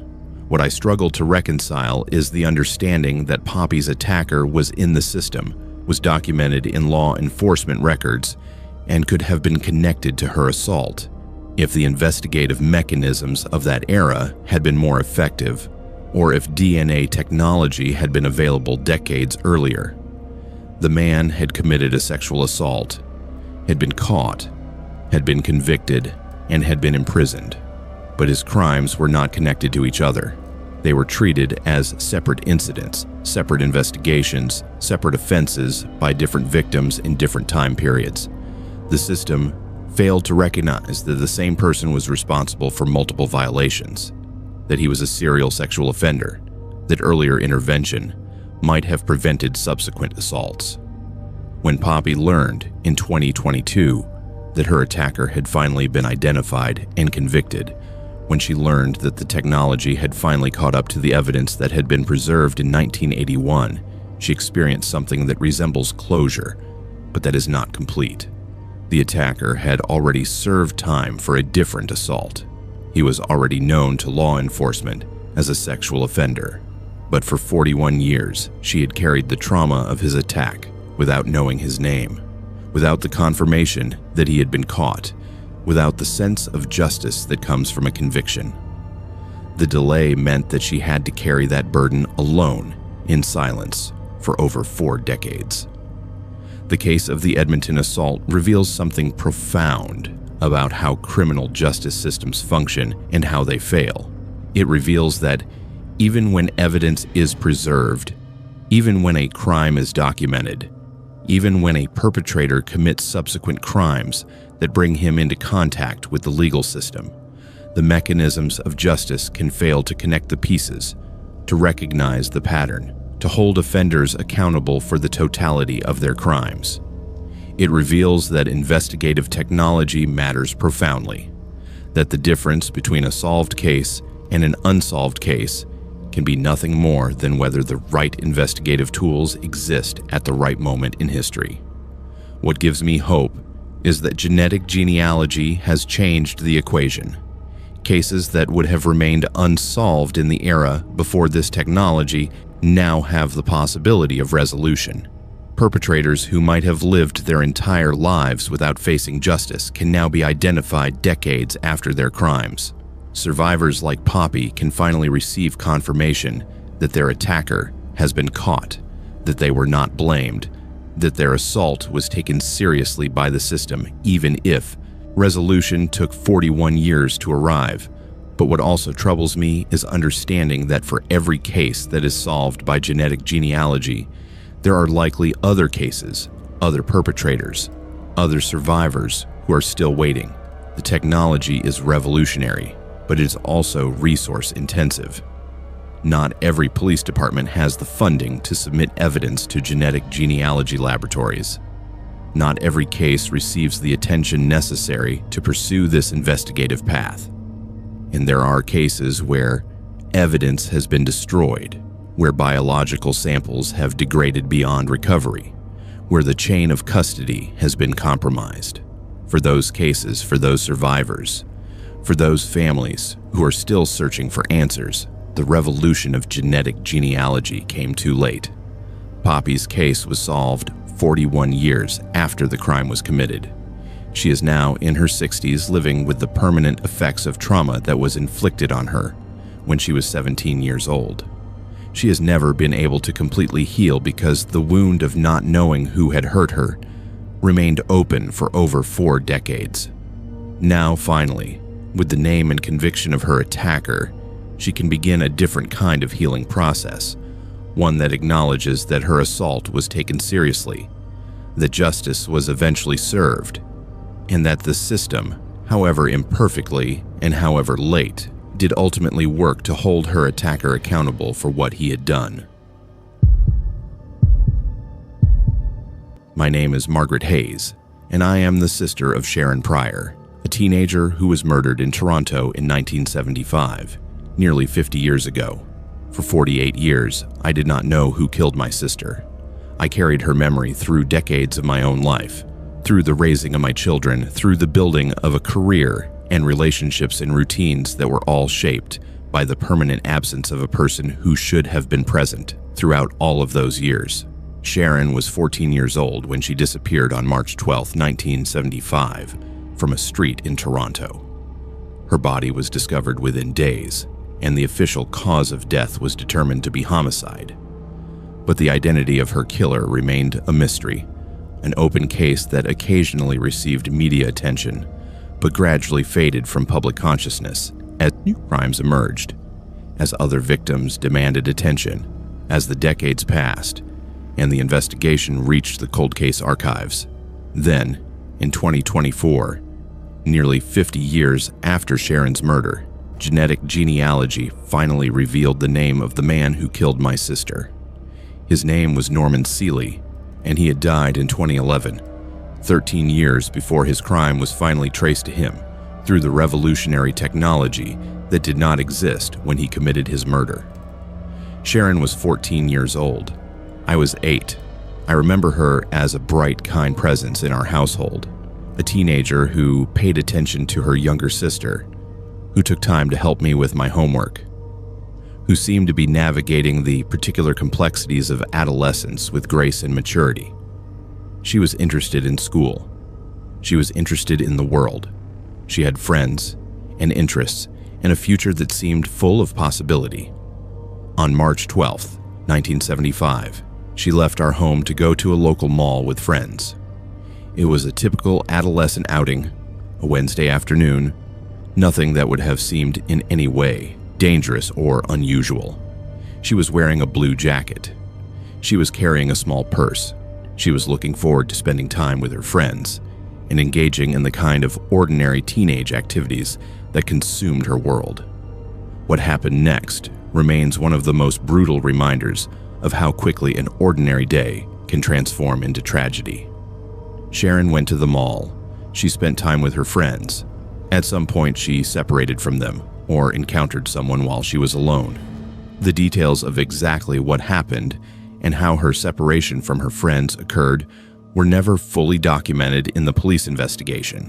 What we know is that by the following day, March 13, 1975, Sharon Pryor had been murdered. Her body was discovered in a wooded area near Toronto, and the cause of death was determined to be blunt force trauma. She had been beaten to death by someone. The brutality of her murder suggested rage, violence, the kind of violence that seemed almost incomprehensible to me as an 8-year-old child, though the full weight of what had happened to my sister was not fully comprehensible to me until I was much older and could understand the implications of her death. The investigation that followed was thorough for an investigation in 1975. Police canvassed the area. They interviewed potential witnesses. They gathered forensic evidence from the crime scene and from Sharon's body. But the investigative tools available in 1995 were primitive by modern standards. DNA technology did not exist. Fingerprinting was limited in its application. The biological evidence collected at the crime scene could not be used to identify a specific perpetrator unless that person had been arrested and processed through the criminal justice system, creating a record for comparison. The investigation eventually stalled. Leads were exhausted. Potential suspects were interviewed and eventually cleared or simply lost to the investigation because they could not be definitively connected to the crime. Sharon Pryor's murder became a cold case file, and her killer remained unknown. What troubles me most profoundly is understanding that in the years immediately following Sharon's murder, her killer may have been within the scope of police investigation. He may have been interviewed. He may have been a suspect. But without the means to definitively connect him to the crime through DNA evidence, he was eventually excluded from the investigation or simply lost as investigators pursued other leads. He lived his life. He had a career. He may have had relationships and a family. He lived in the Toronto area for decades after murdering my 14-year-old sister, and nobody knew that he was a killer. Nobody connected him to Sharon's death. He died in 2011, seemingly having evaded justice forever. For decades, my family carried the open wound of not knowing. We did not know who had murdered Sharon. We did not know if it was someone she knew or a stranger. We did not know if he was still alive or if he had died. We did not know if he had assaulted or murdered other people. We did not know if there were other victims. We simply carried the absence of answers, the permanent incompleteness of a case that could not be closed because the perpetrator could not be identified. In the early 2020s, the Toronto Police Service made the decision to submit evidence from historic cold cases to genetic genealogy laboratories. Sharon's case was included in this initiative. The biological evidence recovered from her murder, preserved for nearly 50 years, still contained enough DNA to create a usable genetic profile.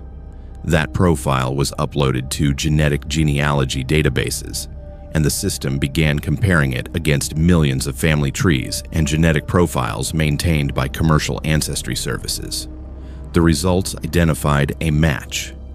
The match pointed to a family in the Toronto area, and investigators used traditional detective work to narrow down the specific family members who were the right age and location to have committed the murder in 1975. They eventually identified Norman Seeley as the perpetrator. Norman Seeley had been living in Toronto in 1975. He was the right age to have committed the crime. His genetic profile matched the biological evidence recovered from Sharon's murder with absolute certainty. But when police attempted to apprehend him, they discovered that Norman Seeley had died in 2011. He had lived an additional 36 years after murdering my 14-year-old sister. He had not been held accountable for his crime during his lifetime. He had not been convicted. He had not been imprisoned. He had simply lived out the remainder of his existence while my family carried the trauma of not knowing who had taken Sharon from us. The news of his identification came to our family in 2024, almost 50 years after Sharon's death. I was 71 years old. My parents were long deceased, having lived their entire remaining lives without ever knowing who murdered their daughter. Sharon had been dead for 48 years. The man who murdered her had been dead for 13 years, and yet finally, inexplicably, the mystery had been solved. I cannot describe adequately what it felt like to learn that genetic genealogy had finally revealed the identity of Sharon's killer. Part of me felt a sense of resolution, a confirmation that the mystery that had haunted my family for nearly half a century had finally been answered. But another part of me felt a profound sense of injustice, an understanding that the man who murdered my sister had lived out his entire life without ever being held accountable for his crime, without ever facing a trial, without ever being imprisoned, without ever experiencing the consequences that should have resulted from his brutal act. What genetic genealogy revealed was that Norman Seeley died in 2011 in the Toronto area. He was 75 years old at the time of his death. He had lived for 36 additional years after murdering a 14-year-old girl. He had lived through decades during which Sharon would never live. He had aged, he had had experiences, he had had relationships. He had had opportunities that were forever denied to my sister because he had stolen her life when she was only 14 years old. The case of Sharon Pryor is one of approximately 3,000 cold cases in Canada. It is one among countless murders where the perpetrator was never identified, never convicted, never held accountable for their crime. Some of those perpetrators are still alive, still living in communities, potentially still posing risks to others.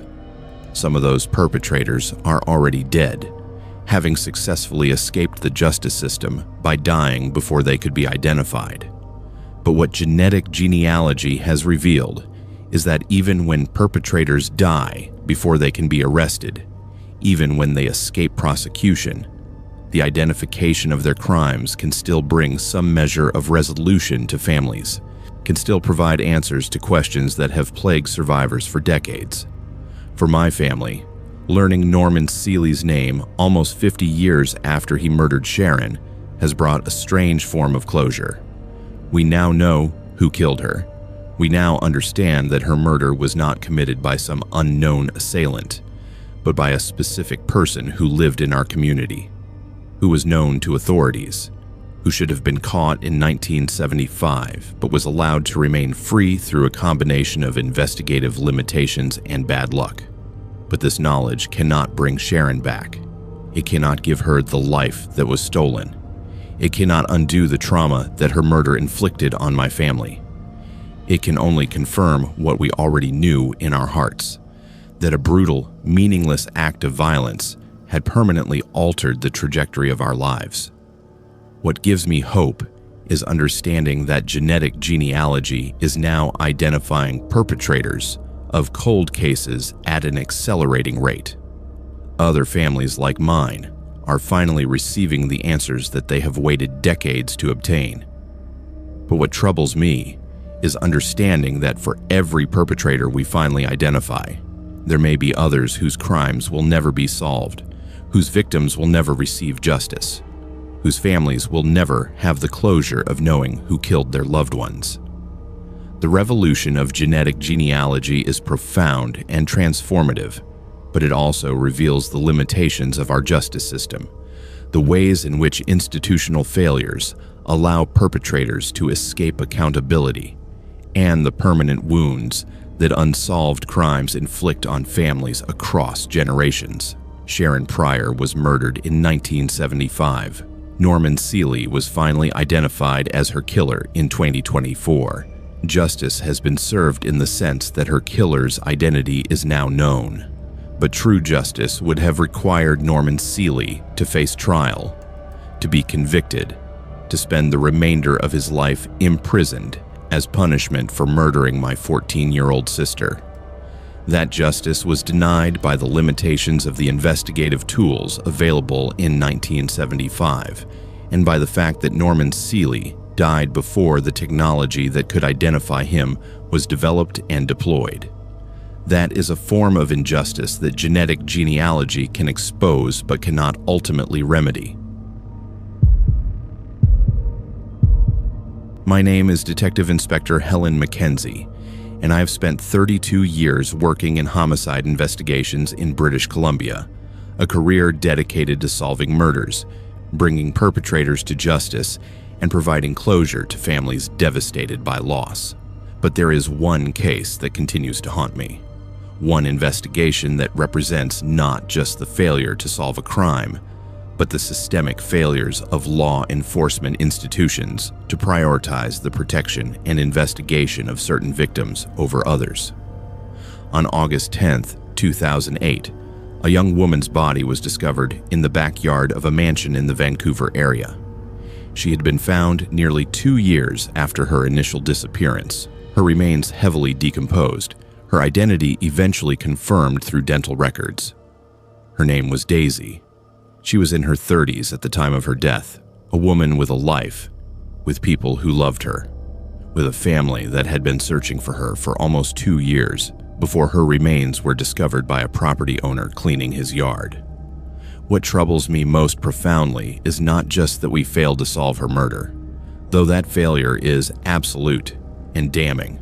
What troubles me most is understanding that our failure began long before we ever found her body. It began with the moment she first reported herself missing, and law enforcement's catastrophic underestimation of the danger she faced. Daisy disappeared on September 15, 2006. She was living in the Vancouver area, working, maintaining relationships, engaged in the ordinary activities of a person building a life. On that September day, she indicated to people in her life that she was meeting someone, that she was going somewhere, and then she simply ceased to exist in any documented capacity. No one heard from her. She did not show up for work. She did not contact her family. She did not use her bank accounts or cell phone. She vanished. Within days, her family reported her missing to the Vancouver Police Department. They provided descriptions. They expressed concern about her welfare. They asked for help in locating her. The response from the VPD was inadequate. This is not my opinion as an investigator. This is the official finding of an inquiry that was later conducted into the handling of Daisy's case. The police response was documented as insufficient, as failing to treat the disappearance with appropriate urgency, as underestimating the possibility that Daisy was in danger. There were several contributing factors to this inadequate response, factors that revealed systemic problems within law enforcement's approach to missing persons investigations. First, Daisy was not a child. Children who disappear generate immediate concern and aggressive investigation. Daisy was an adult, and adult disappearances are sometimes categorized as voluntary absences, unless immediate evidence of foul play is apparent. Second, Daisy came from a vulnerable population, a group that has historically received less investigative resources and attention than other missing persons. Law enforcement agencies have been documented as showing bias in their allocation of resources, prioritizing investigations of missing middle-class white women, while treating disappearances of other populations with less urgency. But what infuriated me most when I reviewed the case file years later was understanding that during the first months after Daisy's disappearance, there were search warrants that should have been pursued, properties that should have been investigated, leads that should have been followed. Instead, the investigation languished. Detectives were assigned other cases. Resources were diverted. Daisy's disappearance remained in a holding pattern, neither actively investigated nor officially closed. Her family continued to reach out to police, to ask for updates, to beg for resources to be devoted to finding their missing loved one. But the response remained inadequate, remained insufficient, remained demonstrably inadequate according to the standards and procedures that should have been applied to all missing persons cases, regardless of the victim's demographic background. Nearly 2 years passed. 2 years during which Daisy's remains lay decomposing in a backyard in the Vancouver area, approximately 15 kilometers from where she had last been seen. 2 years during which her family suffered the torture of not knowing, of hoping that she might still be alive, of making media appeals, of distributing flyers, of engaging in the desperate search that the police should have been conducting with full resources from the moment her disappearance was reported. Then, on August 10, 2008, a property owner decided to clean up his yard. He had owned the mansion for approximately 2 years, but had not extensively developed the property. The backyard contained overgrown vegetation, areas that had not been carefully maintained. When the property owner dug in the yard to begin work on landscaping, his workers discovered human remains. Emergency services were called, police arrived, forensic examinations were conducted. Dental records were used to confirm the identity. The remains belonged to Daisy, missing since September 15, 2006.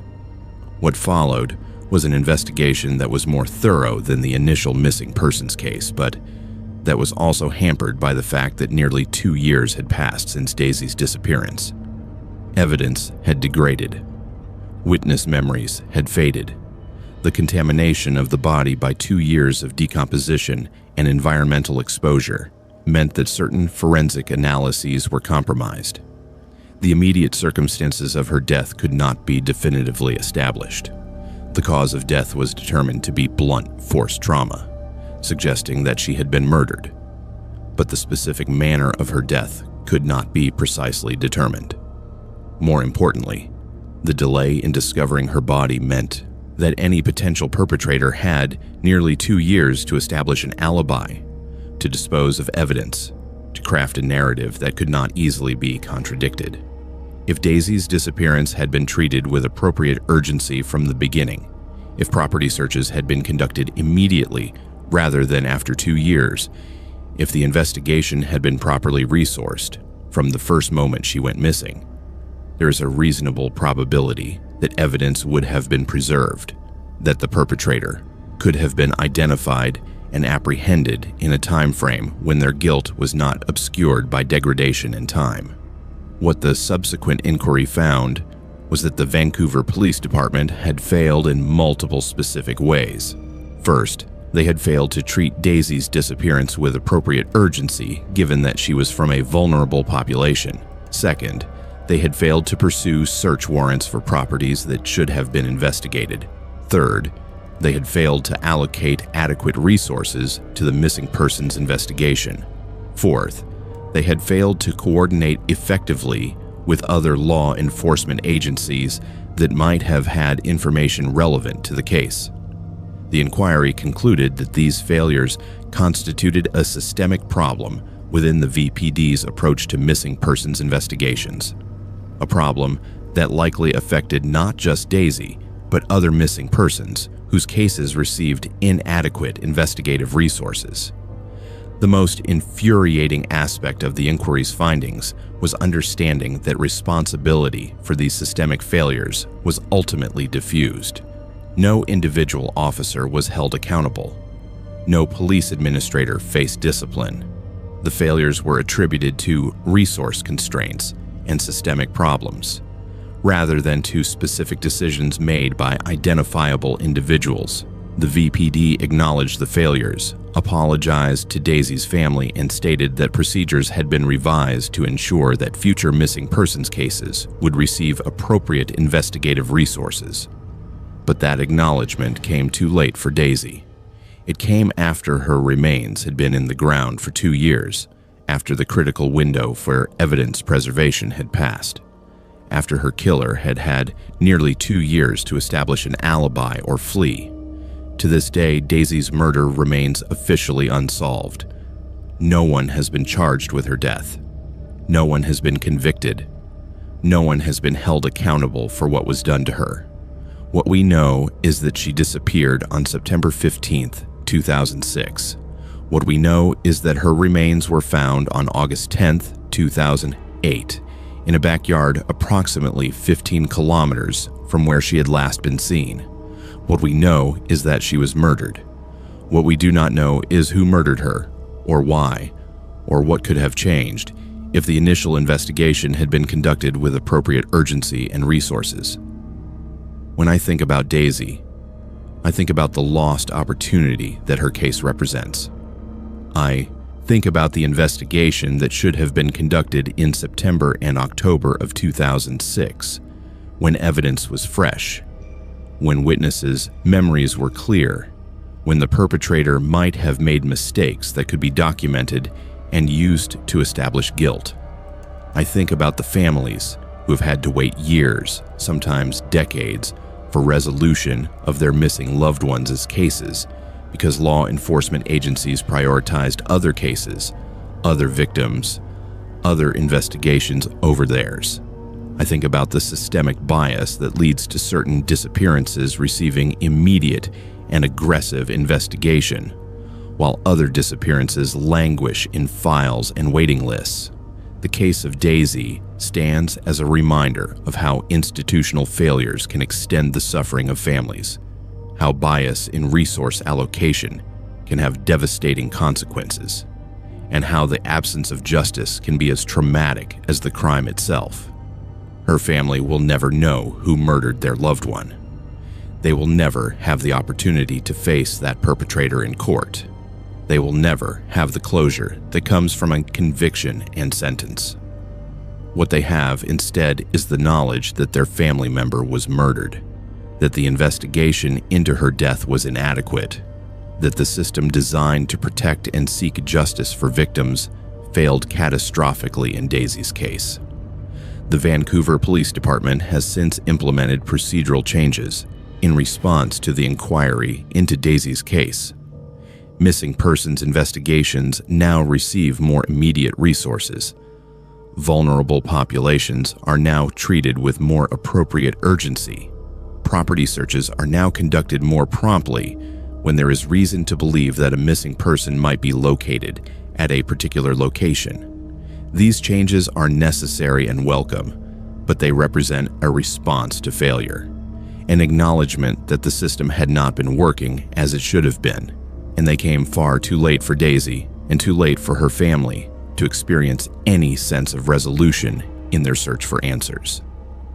What I know after 32 years in this profession is that justice delayed is justice denied, but that the alternative, justice never obtained, is infinitely worse. For Daisy's family, that is the reality they have had to live with. For the Vancouver Police Department, it is a reminder that every missing persons case, regardless of the victim's demographic background, deserves to be treated with urgency, with appropriate resources, and with the full commitment of law enforcement to find answers and bring perpetrators to justice. Those lessons were expensive, purchased with the life of a young woman whose remains lay undiscovered for nearly 2 years, while the investigation that should have been actively pursued remained inadequately resourced and insufficiently urgent. Her death and the failures that surrounded it stand as testimony to the imperative that all victims deserve equal protection, equal investigation, equal access to justice, regardless of their race, ethnicity, socioeconomic status, or any other demographic characteristic that should never be permitted to influence the allocation of law enforcement resources or the dedication of investigators to solving their cases. My name is Robert Ashford, and I am a private investigator who has spent the last 18 years of my career attempting to solve one of Canada's most infamous disappearances. On May 24, 2007, a prominent and enigmatic figure named Thomas Magnuson simply vanished from Toronto, leaving behind only questions, conspiracy theories, and the persistent mystery of what happened to a man who was simultaneously beloved by some and viewed with suspicion by others. Thomas was a theater magnate, a man who had built a successful entertainment empire across multiple cities in Ontario, a person whose public persona was theatrical and flamboyant, but whose private life remained largely shrouded in mystery. He was 56 years old at the time of his disappearance. He has never been found. His case remains one of Canada's most famous missing persons investigations, and to this day nobody knows with certainty what happened to him or whether he is alive or dead. Thomas Magnuson was born in Vancouver but made his reputation in Toronto as a theater impresario, a man who understood the business of entertainment, who could market productions, who had a gift for understanding what audiences wanted. He had founded several successful theater companies. He had produced plays and productions that had achieved critical acclaim. He was known in Toronto's entertainment community as a visionary, a man with connections to powerful people in the arts, a figure who attended gallery openings and theater galas, and was frequently photographed at social events. But he was also known as someone with whom business relationships sometimes became complicated, as someone whose financial arrangements were sometimes opaque, as someone whose personal life seemed to exist in a carefully constructed realm of secrecy and compartmentalization. On May 24, 2007, Thomas Magnuson attended a business meeting in downtown Toronto. The meeting was routine, reportedly involving discussions about a new production. After the meeting ended, Thomas indicated that he was returning to his condo in the Bloor and Bathurst area. He was seen leaving the meeting location around 3 p.m. He drove his black Mercedes, a car that was distinctive and recognizable, and then he simply ceased to exist in any documented capacity. He did not return to his condo. He did not contact his business associates. He did not show up for scheduled appointments. He disappeared completely and utterly, leaving behind only the mystery of what had happened to him. Within days, his family reported him missing to the Toronto Police Service. The investigation that followed was massive, generating unprecedented media attention in Canada. Thomas was not just an ordinary missing person. He was a known figure in Toronto's cultural scene, a man whose disappearance generated speculation and theories from the moment it became public knowledge. The police investigation involved hundreds of interviews, thousands of investigative hours, and the deployment of resources on a scale that reflected both the prominence of the missing person and the public fascination with the case. What emerged from the investigation were several competing theories about what had happened to Thomas. The most widely accepted theory was that Thomas had met with someone he believed he could trust, possibly someone with whom he had a business relationship, and that something had gone terribly wrong during their interaction. Some investigators believed that Thomas had been murdered, that his body had been disposed of in a location that had not yet been discovered. Others theorized that Thomas had staged his own disappearance, that he had chosen to abandon his life in Toronto and begin anew somewhere else, using resources that he had carefully accumulated to facilitate his escape. Still others proposed theories involving organized crime, suggesting that Thomas had become entangled in situations with dangerous people and had either been killed as a result or had disappeared to escape their threats. The investigation pursued multiple suspects. Several people in Thomas's business circle were interviewed extensively. Some of them became the focus of intense media speculation, but without concrete evidence of foul play, without a body, without definitive proof that a crime had been committed. The police investigation eventually exhausted its leads. Suspects were questioned and released. Theories were developed and discarded. The investigation gradually transitioned from an active case to a cold case, from a matter of immediate attention to one that was occasionally revisited, but for which no clear resolution seemed possible. What particularly frustrated investigators was understanding that Thomas's disappearance occurred in a pre-digital era in terms of surveillance. Security cameras existed, but they were not ubiquitous as they are today. Cell phone tracking was possible, but required specific warrants and cooperation from service providers. DNA technology had existed for decades, but required a suspect to test against.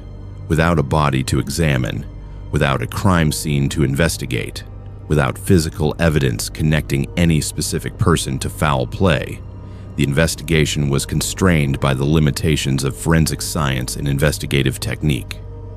Over the years, various theories were proposed and investigated. One theory suggested that Thomas had been kidnapped and was being held captive somewhere. Another theory proposed that Thomas had been murdered and that his body had been transported out of the city. Yet another theory suggested that Thomas had died of natural causes in a location where his remains had not been discovered.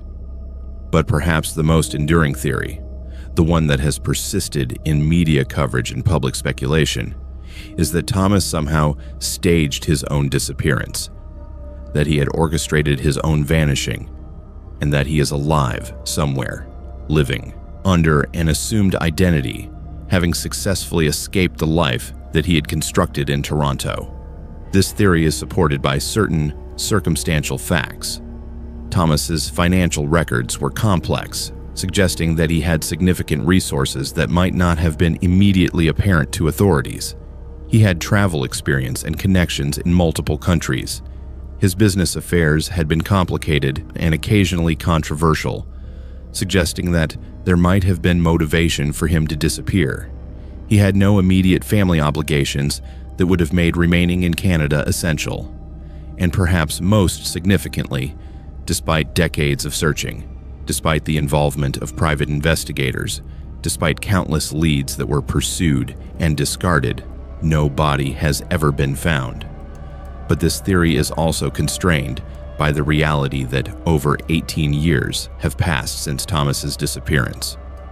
If he staged his own disappearance and is alive somewhere, maintaining that deception for nearly 2 decades would require extraordinary discipline, financial resources, and a complete severing of all connections to his previous life.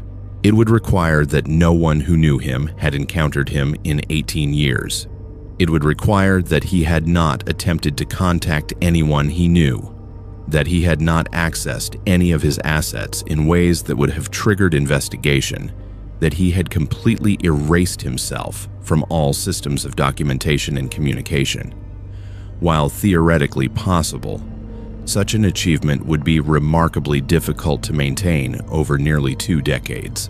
The alternative theory, that Thomas was murdered and that his body has never been discovered, is also challenging to reconcile with the evidence. If Thomas was murdered in Toronto, the disposal of a body should have generated discoverable evidence at some point over 18 years. A body exposed to the elements deteriorates in ways that are eventually discoverable. A body concealed in a structure or location should eventually be found through renovation, construction, or systematic searching. Yet despite decades of investigation, despite the deployment of resources, no body has been discovered. What I have learned from 18 years of investigating this case is that some mysteries may resist resolution indefinitely. The disappearance of Thomas Magnuson has generated thousands of hours of investigation, hundreds of theories, extensive media coverage, and the passionate engagement of people who believe they know what happened to him. But none of these efforts has yielded a definitive answer. The case remains in a state of permanent suspension, neither closed nor solved, neither definitively explained nor successfully investigated to a point of resolution.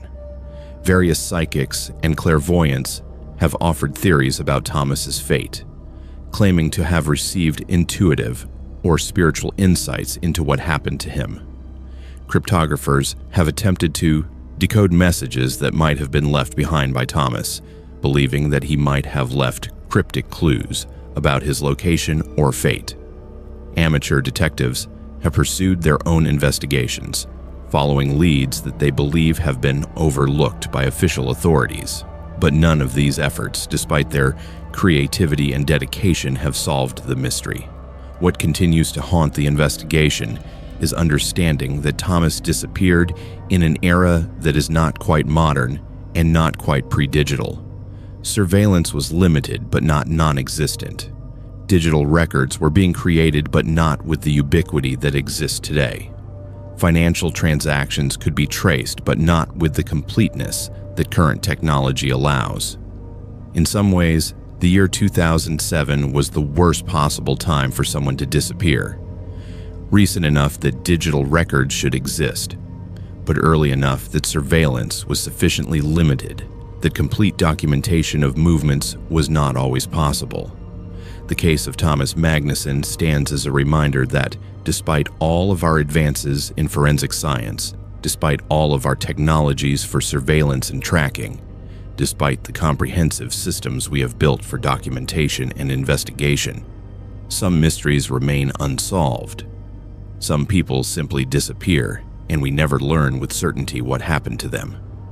Whether Thomas is alive or dead, whether he disappeared voluntarily or was taken against his will, whether his disappearance was a crime or a choice, we may never know with absolute certainty.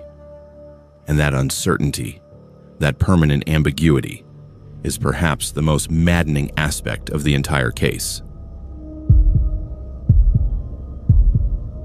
My name is Detective James Hewitt, and I have spent 17 years investigating the brutal murder of Lindsay Buziak, a real estate agent who was murdered in Saskatoon, Saskatchewan on January 24, 2007.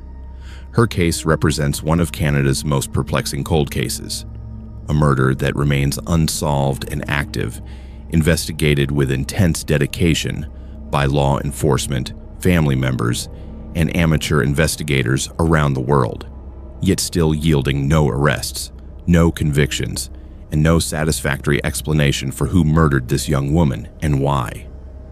Lindsay was 24 years old when she was killed.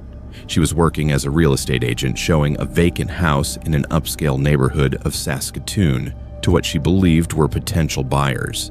She was murdered in that vacant house, killed in a manner that suggested calculation, planning, and deliberate violence. Almost 2 decades later, we still do not know who committed this murder or what motivated the perpetrators to target this specific young woman on this specific day. This is the story of how a murder can occur in broad daylight in a neighborhood full of homes, and how the perpetrator can remain unknown and unpunished for 17 years. despite intensive investigation and public engagement in the case. Lindsay Buziak was born and raised in Saskatoon, a city in central Saskatchewan with a population of approximately 300,000 people. She was the youngest of 3 children in her family, described by those who knew her as bright, ambitious, and driven. She had pursued a career in real estate, a profession that seemed to offer opportunity and financial reward. By the time she was 24, she had already achieved a degree of success in her field, building a reputation as a dedicated and professional agent. She was engaged to be married. She had dreams for her future. She believed that her life was on an upward trajectory, that her career and personal relationships were developing in positive directions, that she had many years ahead of her in which to build the life she wanted. On January 23, 2007, Lindsay received a phone call about a potential real estate showing. Someone calling themselves a potential buyer indicated that they were interested in viewing a recently listed property at 1151 Edgemont Boulevard, a large vacant house in an upscale neighborhood of Saskatoon. The potential buyer wanted to schedule a showing for January 24th. Lindsay agreed to show the property. This decision, made in a moment that seemed routine, professional, and ordinary, would be the last decision of her life. On January 24th, at approximately 2:00 p.m., Lindsay drove to the property and let herself into the vacant house using the realtor's lockbox. She had shown dozens of properties. She had met with hundreds of potential buyers. She had no reason to believe that this showing would be different from the routine showings that comprised the bulk of her professional life. What happened next occurred in a vacant house in a residential neighborhood, visible to neighbors, but sufficiently private that what occurred inside went unwitnessed and uninterrupted. At approximately 2:30 p.m., less than 30 minutes after Lindsay had let herself into the house, someone was leaving the property. Lindsay's fiancé, who was supposed to meet her at the property, arrived to find paramedics and police already present. Lindsay had been found inside the house, critically injured. Despite emergency medical intervention, she died from her injuries before arriving at the hospital. The autopsy revealed that Lindsay had been stabbed multiple times. The wounds were severe and deliberate, consistent with a calculated attack rather than a crime of passion. The injury suggested that Lindsay had been attacked without warning, without opportunity to defend herself effectively, without the ability to escape or summon help. She had fought for her life. Evidence suggested that there had been a struggle, but her attacker or attackers had overwhelmed her, had subdued her, and had inflicted fatal injuries. What disturbed investigators most profoundly was the apparent planning that had gone into the murder. The phone call requesting the showing appeared to have been premeditated. The choice of location, a vacant house, suggested that the perpetrator or perpetrators had selected a location where violence could occur without immediate detection. The timing of the attack, occurring within a narrow window during which Lindsay was alone in the property, suggested that the perpetrator had knowledge of when she would be present and how long she might remain there. This was not a random crime. This was not a crime of opportunity by a stranger. This appeared to be a targeted attack, a calculated murder of a specific person by someone or multiple someones who had planned the crime in advance. The investigation that followed was intensive.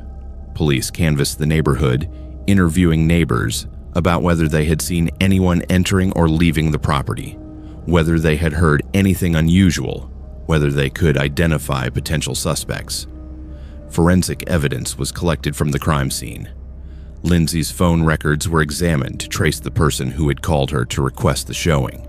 Security cameras in the neighborhood were reviewed, but these initial investigative efforts did not immediately yield the identity of the perpetrator or perpetrators. What emerged as investigators pursued multiple leads was a complicated picture, suggesting that the murder might have been commissioned, that someone may have hired the perpetrator or perpetrators to murder Lindsay for reasons that remained unclear. This theory was supported by the apparent premeditation of the crime. by the calculation involved in the planning and by the apparent professional nature of the execution. But identifying who may have commissioned the murder or who may have carried it out proved remarkably difficult. The phone call that had led Lindsay to the vacant house was traced back to an untraceable number, making it impossible to identify the person who had made the call. The perpetrator or perpetrators who had entered the house either left no forensic evidence that could be matched to an existing database or left evidence that did not match any known offenders in law enforcement systems. The crime scene itself, while thoroughly documented and investigated, did not yield definitive evidence that could point to a specific suspect. Over the years, numerous theories have been proposed about Lindsay's murder. Some investigators have suggested that she was killed as a result of a dispute with someone she knew personally. Others have proposed that the murder was related to her real estate career, that it was connected to property disputes or business disagreements. Still, others have theorized that Lindsay was killed as a result of a crime of passion, that she had been involved with someone who became obsessed with her, or who felt rejected by her. And some have suggested that she was simply in the wrong place at the wrong time, that she was the victim of a random attack by someone who targeted her without knowing her personally or having specific motivation beyond committing violence. The most persistent and widely discussed theory in recent years involves the possibility that someone close to Lindsay, someone she knew personally, commissioned her murder. This theory is supported by the apparent planning of the crime and by the knowledge of her schedule that would have been necessary to coordinate the fake showing call with the presence of a perpetrator at the property. But despite investigative efforts, despite offers of reward money, despite appeals to the public for information, no arrest has been made. The identity of the perpetrator or perpetrators remains unknown. What I find most disturbing about this case is the understanding that a murder can occur so meticulously, so deliberately, so openly, in a residential neighborhood in the middle of the day, and yet the perpetrator can remain unknown for 17 years. The police investigation has been thorough and persistent. Detectives have worked the case continuously. Forensic technology has advanced significantly since 2007, and evidence has been re-examined with modern techniques. But despite all of these efforts, the case remains unsolved. In 2021, the Saskatoon Police Service announced that advancements in DNA technology had opened new leads in the investigation. For a brief moment, it seemed as though the technology that had solved so many other cold cases might finally provide the breakthrough needed to identify Lindsay's killer. But those new leads, whatever they were, have not yet resulted in arrests or charges. The case remains actively investigated but fundamentally unresolved. What troubles me most as an investigator is understanding that somewhere in Saskatchewan, possibly still in the Saskatoon area, the person or people responsible for Lindsay Buziak's murder may be living their lives free from accountability, unpunished for what they did. They may be going about their business, working, maintaining relationships, participating in their community, with no external indication that they have committed this brutal crime. Or they may have fled. They may be living in another province or another country, having successfully distanced themselves from the crime they committed. Lindsay's murder remains one of Canada's most prominent cold cases, kept alive by her family's persistent efforts to maintain public awareness of the case, by annual memorials, by media coverage on anniversaries of her death, by private investigators who continue to pursue leads. Her case has been featured on television programs about unsolved murders. Her story has been discussed on podcasts and in forums dedicated to true crime investigation. Her face appears on websites about Canada's unsolved mysteries. But despite all of this attention, despite the public engagement with her case, despite the investigative resources deployed, her killer remains unknown. What Lindsay's murder reveals is the dark reality that some crimes, despite occurring in relatively public spaces, despite being committed in residential neighborhoods, despite being investigated with significant resources, can remain unsolved for nearly 2 decades. It reveals the limitations of our investigative systems, the ways in which premeditated violence can be executed and hidden, the manner in which perpetrators can escape accountability through careful planning, and the absence of definitive forensic evidence.